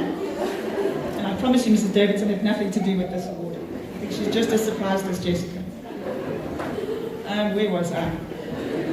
She was fully involved in first aid and she participated in community service. She volunteered at many Parent Association events, including Market Day, Open Day, and the Spring Festival, where she assisted with food preparation or childcare, or wherever she was needed. She was on the Social Committee in 2020, and she was an ambassador for her register class for 4 years. Jessica loves children and was often seen herding the many small offspring of the educators around the school, entertaining them and keeping them safe whilst mom or dad were involved in school business. It is in Jessica's character to be immensely organized, often assisting teachers by reminding them of certain events or activities. Furthermore, she would think, plan ahead, and take the initiative for class and extramural functions. She made little motivational gifts for every single first aider, her register class Matrics, and her softball team. As an ambassador, she is committed, organized, and she always follows up. She will be sorely missed. In addition to all of the above, it was Jessica's attitude towards service which is most noticeable. She was always enthusiastic, willing, reliable, and active in making sure things happened. Added to this was her compassion for all learners and her humility in just being helpful, kind, and appreciative without expecting reward or recognition.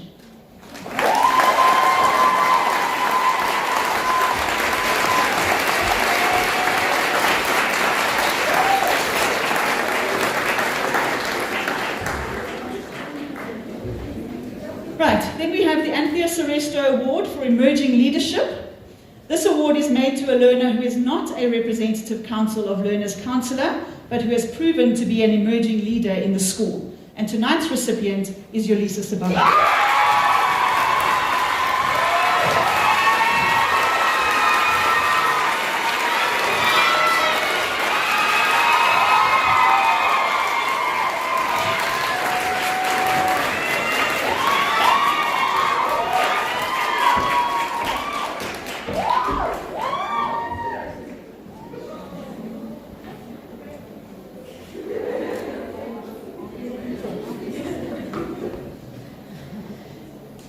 Yulisa is an exceptional young woman who views the world as a platform to improve the lives of others, especially young women, while developing her own leadership skills.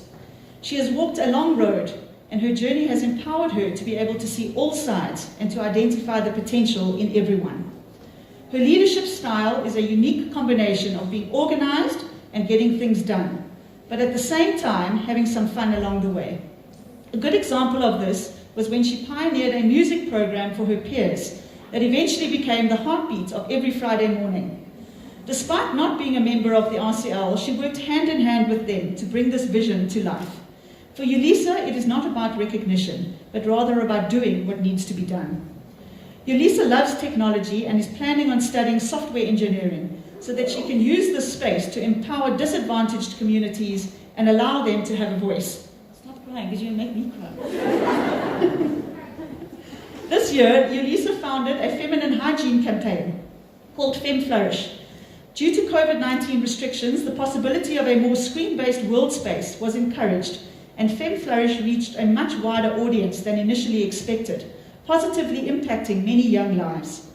This campaign was just a small example of what Yulisa will be capable of in the future, and her parting gift to the school is her very own feminine hygiene guide, which can be used to educate young women about their bodies.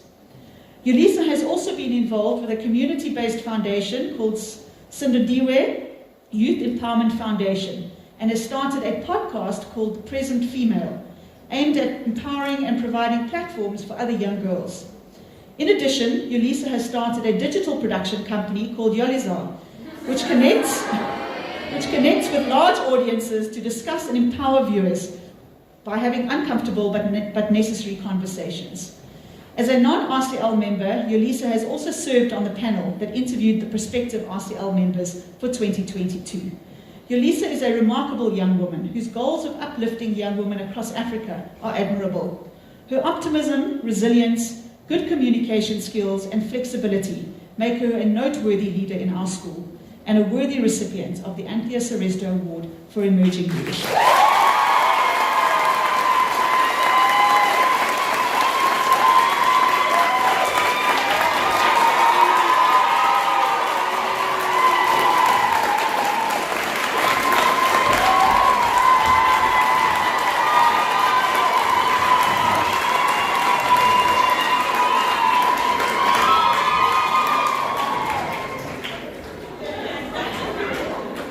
Even forgotten where she sits.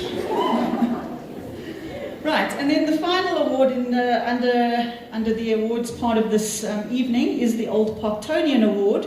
This award goes to the learner who is the best all-rounder in academics, sport, culture, leadership, and service.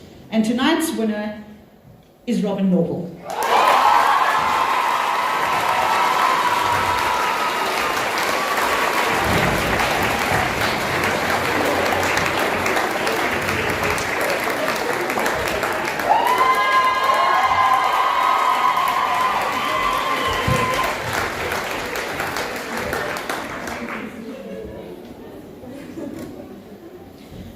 Robin is an outstanding example of a true Parktonian.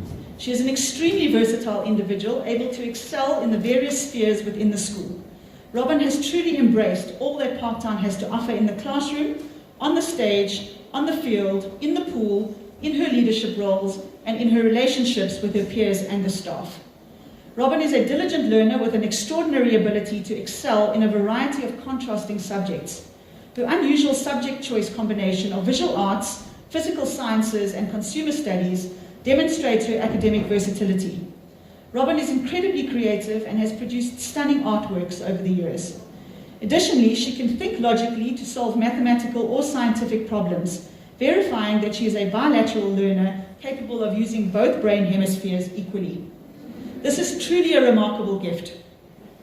Robin achieved half colours for academics in grade 10, followed by full colours in grade 11, and this year she was re-awarded her full colours for academics, a true testament to her consistent academic endeavours, creative thinking, and hard work. In addition to her academic achievements, Robin has excelled in many areas of the extramural program since grade 8. Robin is a gifted performer and participated in house plays, as well as the annual talent show wherein she showcased her angelic vocal ability. She was also part of the school newspaper committee in 2018, where she assisted in the production and design of the Stargazer. Additionally, Robin has played a pivotal role in guiding the Grace Girls program this year, where she displayed her love and service to God and care and kindness towards her peers. Robin is a talented sportswoman capable of raising the performances of her teammates through her high energy and positivity. She participated in multiple sports throughout her years at Parktown, including softball and cross-country, but Robin has particularly excelled in hockey and diving. As part of the various hockey teams over the years, Robin has consistently displayed her commitment and skill, resulting in an award of full colours for hockey.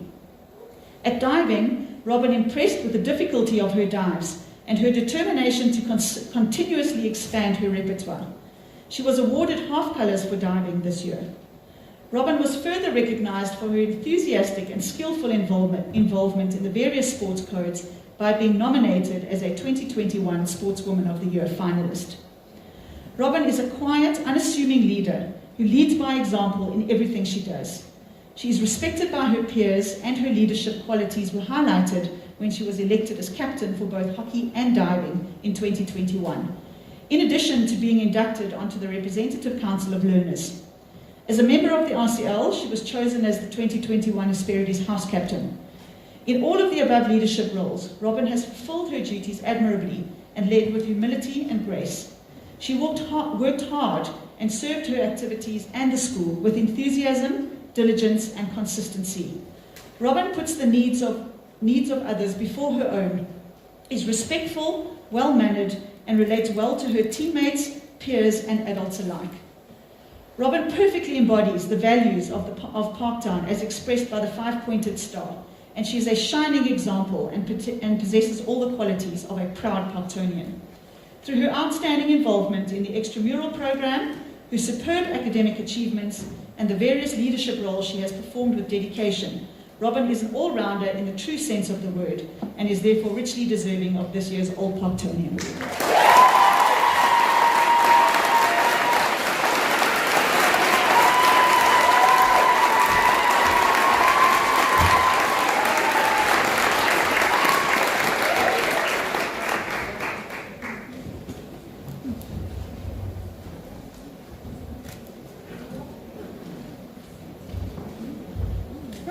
So that brings us to the end of the awards part of this particular ceremony.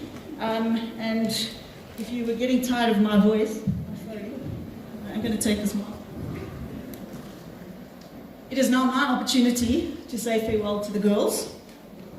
So today, on behalf of the whole school community, it is my great privilege to say farewell to the class of 2021. I've made it up to now, to a special group of girls who have left their collective and individual mark on the school, writing another page in the history of the books of this fine institution. Obviously, as with 2020, 2021 will be remembered for the coronavirus that has wreaked havoc not only in our country, but across the globe. But in our school, this year will be remembered for a resilient, courageous group of girls who have persevered and conquered, well, almost conquered, two of the most difficult years in their young lives.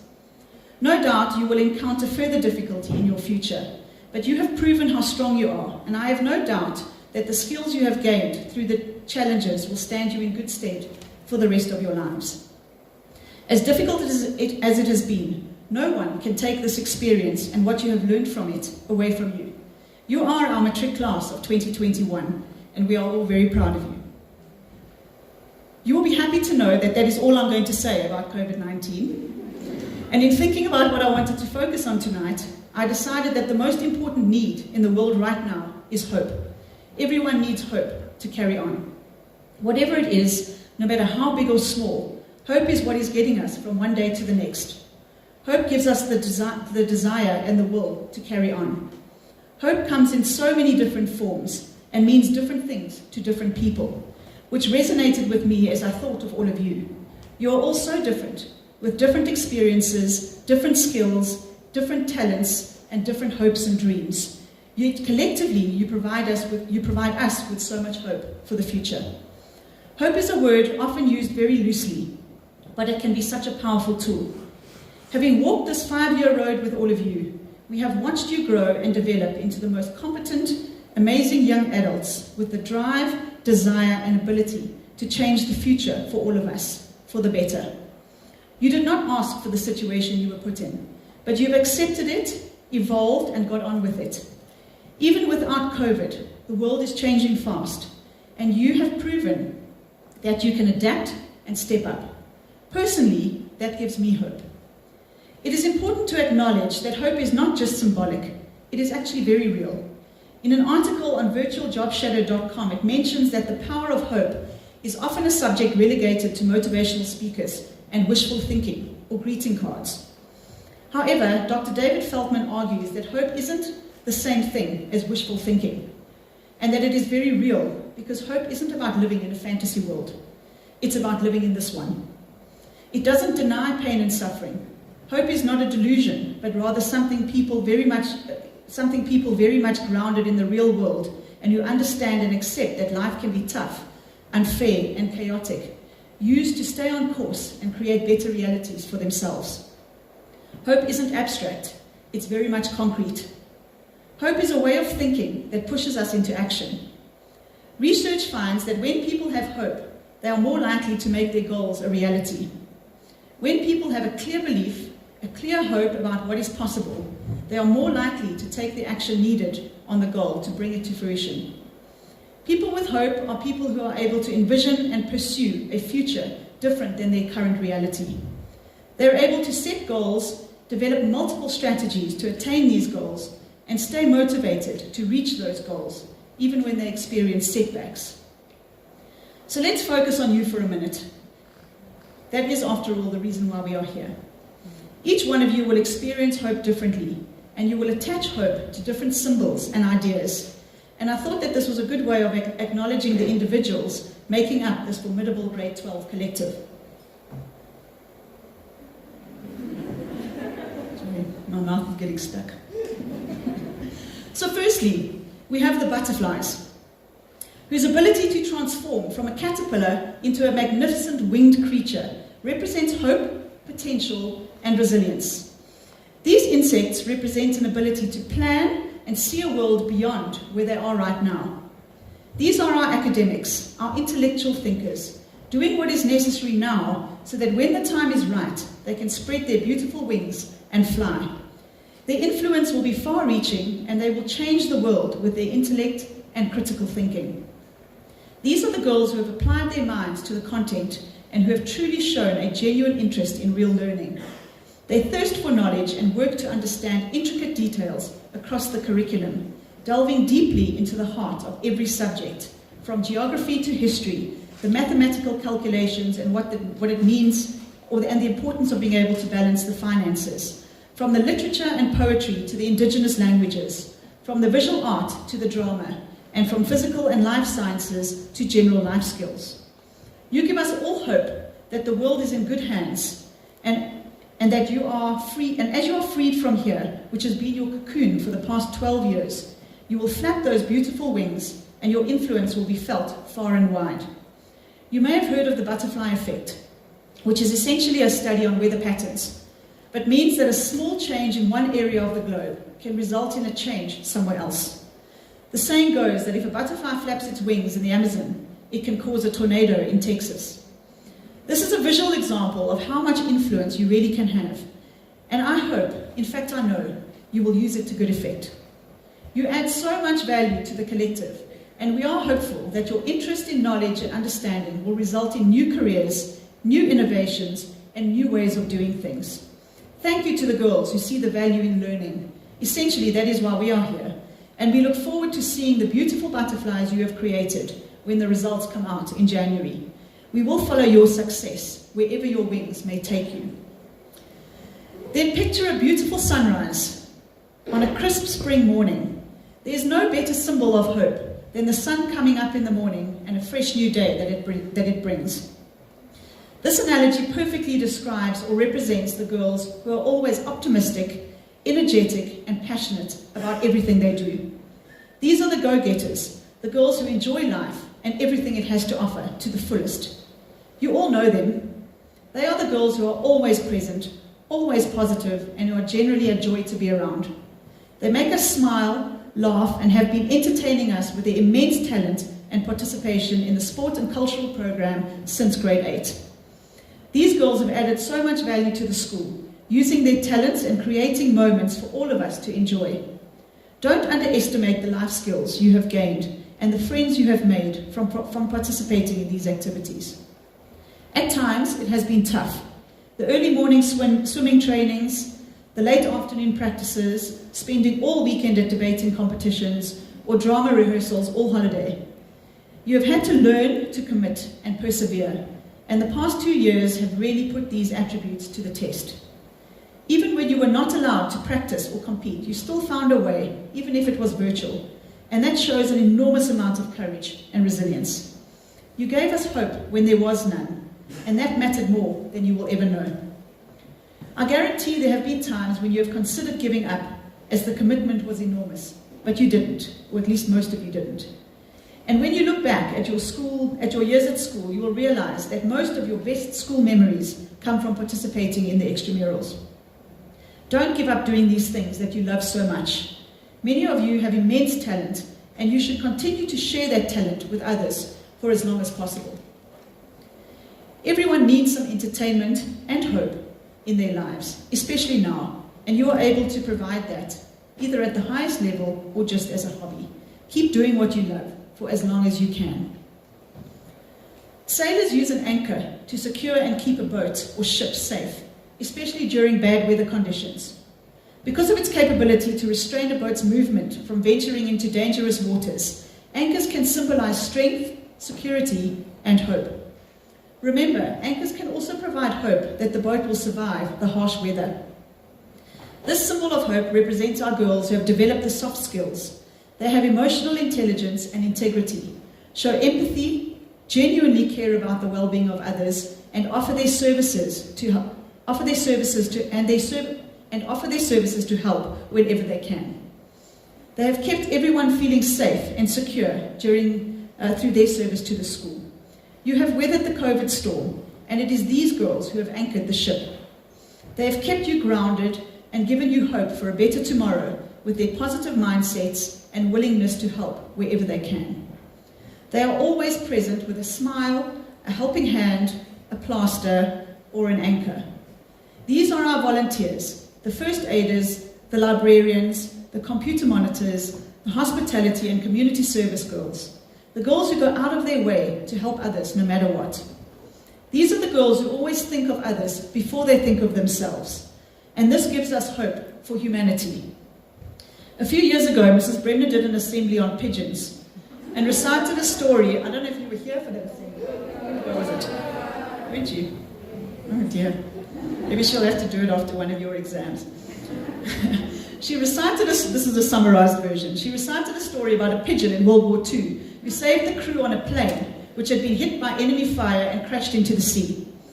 The homing pigeon was on board the plane and putting her life at risk and flying through enemy territory to her home base, she essentially alerted the ground crew to the plight of the sinking ship.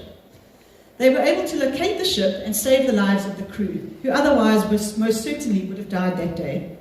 I recite this story not only for Mrs. Bremner's sake, or because the pigeon is Parktown's national bird, but because pigeons are also seen as a symbol of hope.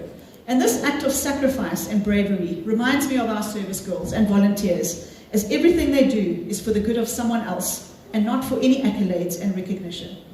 Girls, we have noticed you, and we do appreciate everything that you have done for the school and your peers.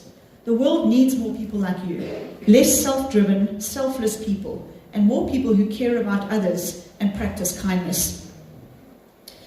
Spring, in my opinion, is the best season of the year.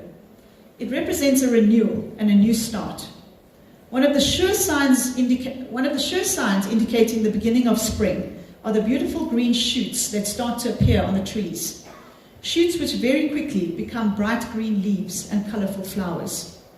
There is so much hope in what looks like a dead tree coming back to life literally overnight. These beautiful new leaves and colourful flowers represent our cheerleaders, the girls who are always there to support us and cheer us on, the stars behind the stars.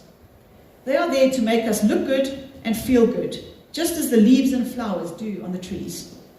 They are always there, very noticeable and present, watching and supporting and cheering others on. Cheerleaders and supporters are a very important part of others' success. And since we need successful people, we need supporters. These girls are your home ground advantage, and every one of you sitting in this hall tonight will or has been someone's cheerleader or has needed a cheerleader at some point to celebrate your successes or lift you up when you are down. Whatever you choose to do in your life, don't stop supporting others in what they are doing, and hopefully you will have your own cheerleaders when you need them. I'm sure you've all experienced a typical Joburg thunderstorm with the teeming rain and loud angry claps of thunder. They can be quite scary and often quite destructive, but they are also an extremely beautiful force of nature. Often after one of these thunderstorms, the calm after the storm, so to speak, we see a beautiful rainbow. This implies that good things come after the darkest storms, and as such, a rainbow is a perfect symbol of hope, because it signifies that better days will come if we can manage the difficult days. There are always going to be people who do not share or agree our perspective or opinions. These people are bold and stand out. They are often loud, like the thunder, and they do whatever it takes to get our attention. These are our rule breakers. You are the girls who did not like the rules and continuously pushed against and challenged the status quo. You see things differently to others and are often seen as obstructive. However, having said that, you are often the girls with passion and a strong belief in something you are willing to stand up for. You kept us on our toes and made us reflect and think about the fact that not everything is always okay. An environment like this needs girls who are willing to see things from a different perspective, so that we can progress and change in order to be better and stay relevant. You are the rainbows. I know you thought I was going to say you were the storm. But you are the rainbows. And we thank you for helping us see things differently and more clearly, and for making us think about why we do certain things. I challenge you to continue being responsible activists, fighting for causes that matter, like women's rights, climate change, and gender equality. Continue to challenge the status quo and unnecessary rules, but always remember to be the rainbow after the storm, rather than always being the storm. Society needs change and hope, not destruction. So these analogies give us a pretty comprehensive picture of hope that makes up this diverse group of girls, and in many cases, you are representing more than one perspective at any one time. It is this diversity and your ability to work together, despite your differences, that have made you a successful group of grade 12s. Starting out in grade 8 with wide eyes, long dresses, and hope for a new beginning, and an unknown, now they're very short dresses. Wide eyes, a new hope, and hope for a new beginning and an unknown future. Progressing through to grade 12, where you have instilled that hope in all of us, as we have watched you realize your potential, and we will watch with pride as you go out and make your mark on this earth. I know that it has not been easy, especially over the past 2 years, but the way you have conducted yourselves and persevered makes us believe that you will cope with anything.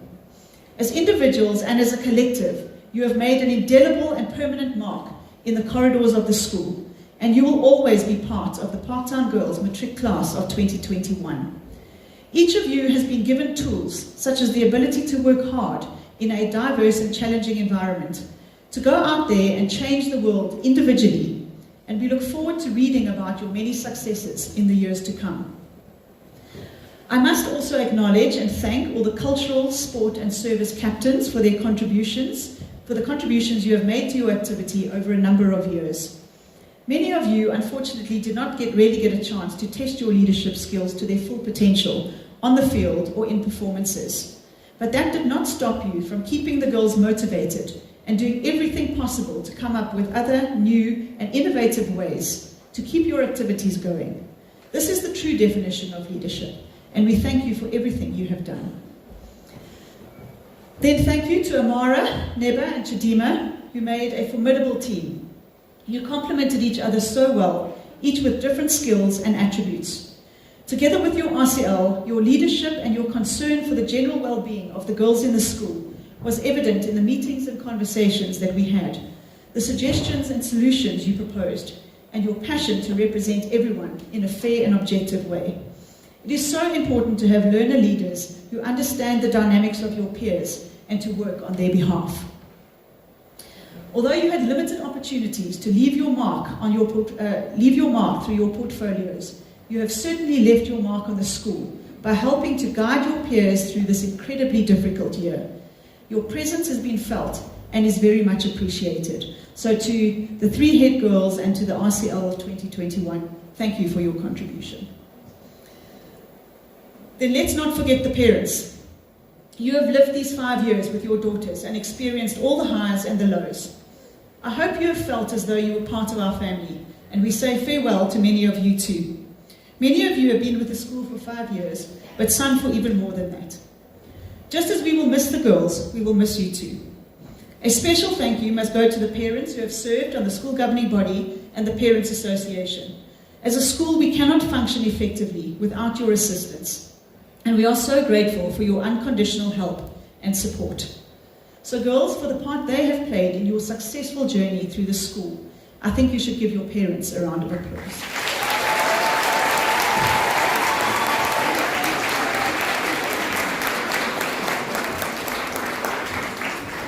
And finally, on your behalf, I must acknowledge and thank those who have spent time mentoring you, advising you, and instilling hope in your future. I'm referring to the staff, the most amazing, hard-working people on the planet. And over the past 2 years in particular, they have worked extra hard, changing their teaching styles and adapting to the new normal so effectively. I'm sure they are not always fully appreciated, but they really deserve a lot of credit for where we find ourselves today. Being able to celebrate your many achievements. There are not too many schools that can say the same. And I really want to acknowledge the roles the teachers have played in your success, from grade 8 to grade 12, and I think they deserve a big round of applause.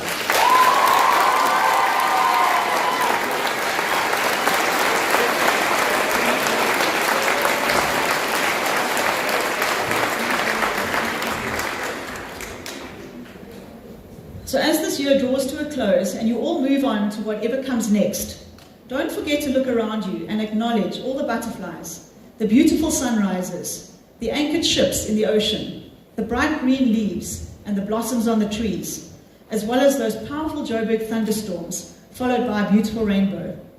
These are all the analogies of which you can remember your peers, but also for the hope we have in our beautiful country, knowing that you are the next generation of leaders. My final hope analogy, and the most powerful of all, is the Olympic torch. As this was an Olympic year, I thought this was appropriate, as it symbolizes the uniting of athletes or people from across the 5 different continents, and it gives us hope that maybe one day we will be able to live in harmony and peace, rather than war and destruction. This is an ideal which is difficult, if not impossible to achieve, but it should always remain the end goal. So from myself, the staff, and the whole Parktown Girls community, I would like to hand over the Parktown Torch of Hope to Amara as a symbol of the hope we all have in all of you to make the world a better place and to live lives of significance no matter what you choose to do. You will always be part of the Parktown family as the class of 2021, and my wish for you is that you look back on 2021 as that moment in time that kick-started your journey to success or fulfillment, and that you always have hope. The torch is taking a very long time to get you. I think it came from Greece, where it originated. Just a reminder that you do have one hurdle to overcome, and that is the small matter of the upcoming Matric exams. Don't waste this opportunity. Use the time you have left and prepare well. We wish each one of you every success. We know you will do us and yourselves proud. I would like to leave you with an anonymous quote. Behind you, all your memories. Before you, all your dreams. Around you, all who love you. Within you, all you need. Thank you.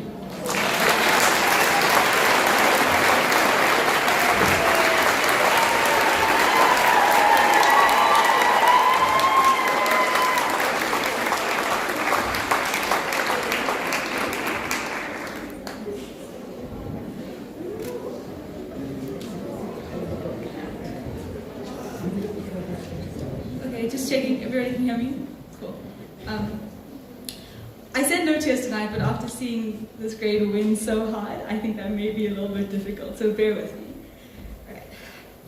Everything is unfolding exactly as it should. You are exactly where you're meant to be. It may not feel like it right now, but I promise you are exactly where you're meant to be. Good morning, good evening to Mrs. Meagam, our guest speaker, Mrs. Hofmeyer, to the teachers, to the parents, and for the last time, good evening to my grade, to the green badges, to the class of 2021. After almost 5 years, we've reached the end of a very long road, albeit with the wheels off and maybe a few scratches and possibly a windshield wiper missing, but we reached the end of the road. Before I get into the crux of my speech, I would like to extend my heartfelt gratitude to a few people who have made the last few years possible.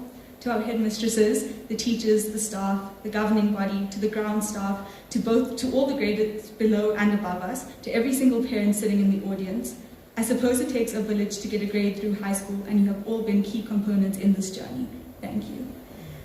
To start, the Parktown experience is not one that can just be defined by academics.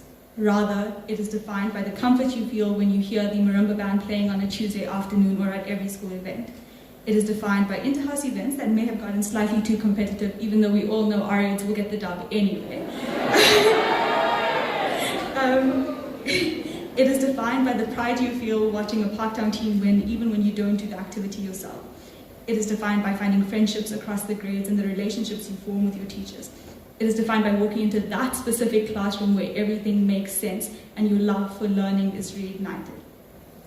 It is defined by the learning that doesn't happen within the classrooms, but rather in the conversations that happen with the people around you. It is defined by the singing and the dancing and the laughing and the handfuls and the naps in the corridors and in the amphitheater and buying ice cream from Joe. And I think above all else, it is best defined by the feeling you get after you raise your fist at the end of a kulumukwane.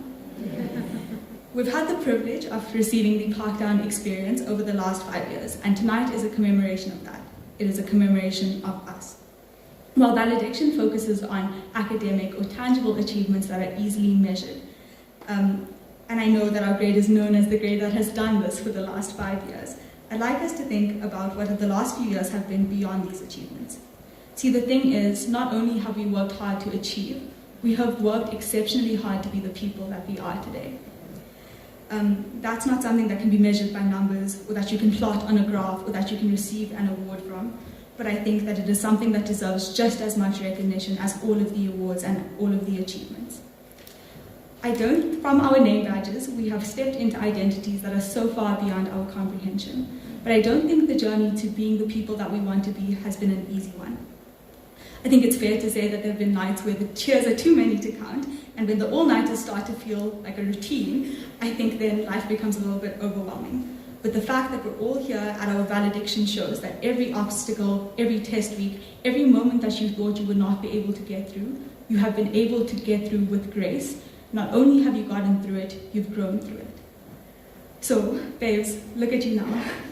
In my speech, if there's one thing I'd like to emphasize, it is all these small and internal achievements, the personal victories, the ones that don't have anything to do with school, but the ones that have so much to do with our personal developments. All of the things that nobody else gets to see but mean so, so, so much. I want you to know that they're just as valid and just as worthy of celebration as all of the big things. The reason for that is that as much as trophies are really cool, we are not defined by our trophies or medals, but rather we are defined by who we are. And who we are is made up of all of the experiences and opportunities we've had. At the very least, every single one of us is a product of the last 5 years of experience, and that is something that we ought to be so, so, so proud of. I know that leaving Parktown presents itself with its own set of stresses. We no longer have to carry around all access cards, but rather IDs and hopefully credit cards. And that's really big and scary.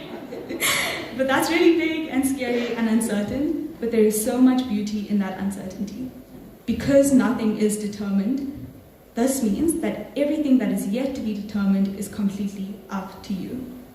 Knowing the grade in front of me, I know that the 192 journeys that are yet to unfold are going to be filled with so, so, so much magic. I'll forever be proud to say that I'm a green badge because it is the title that I get to share with all of you. In Donovan Livingston's speech to his Harvard class of 2016, he says 2 things that I'd like to echo tonight. Firstly, he says, at the core, None of us were meant to be common. We were born to be comets, darting across space and time, leaving our mark as we crash into everything. Consider the grade sitting in front of us as an entire meteor shower. He then concludes by saying, no, the sky is not the limit, it is the beginning. So lift off. This right here, the end of Parktown, this is our lift off. Thank you.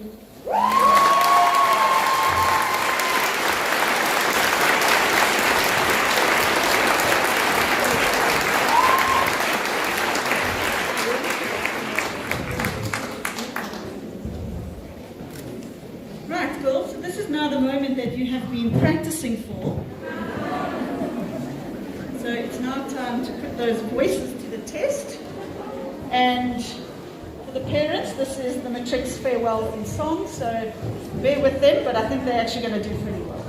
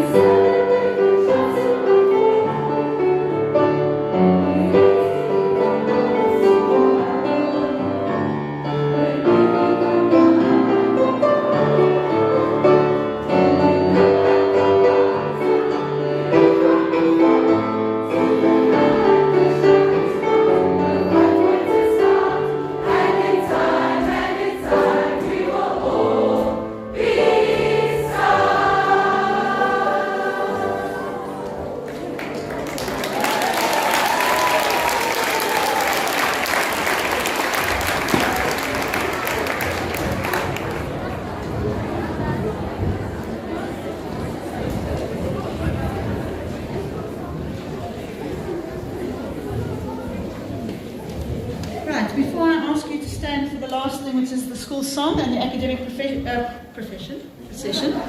I would like to just thank and acknowledge Mrs. Fareed, who has organized this valediction ceremony tonight. As you can see, there are an enormous number of certificates and things that need to be put together. So to Mrs. Fareed, thank you very much for organizing this function.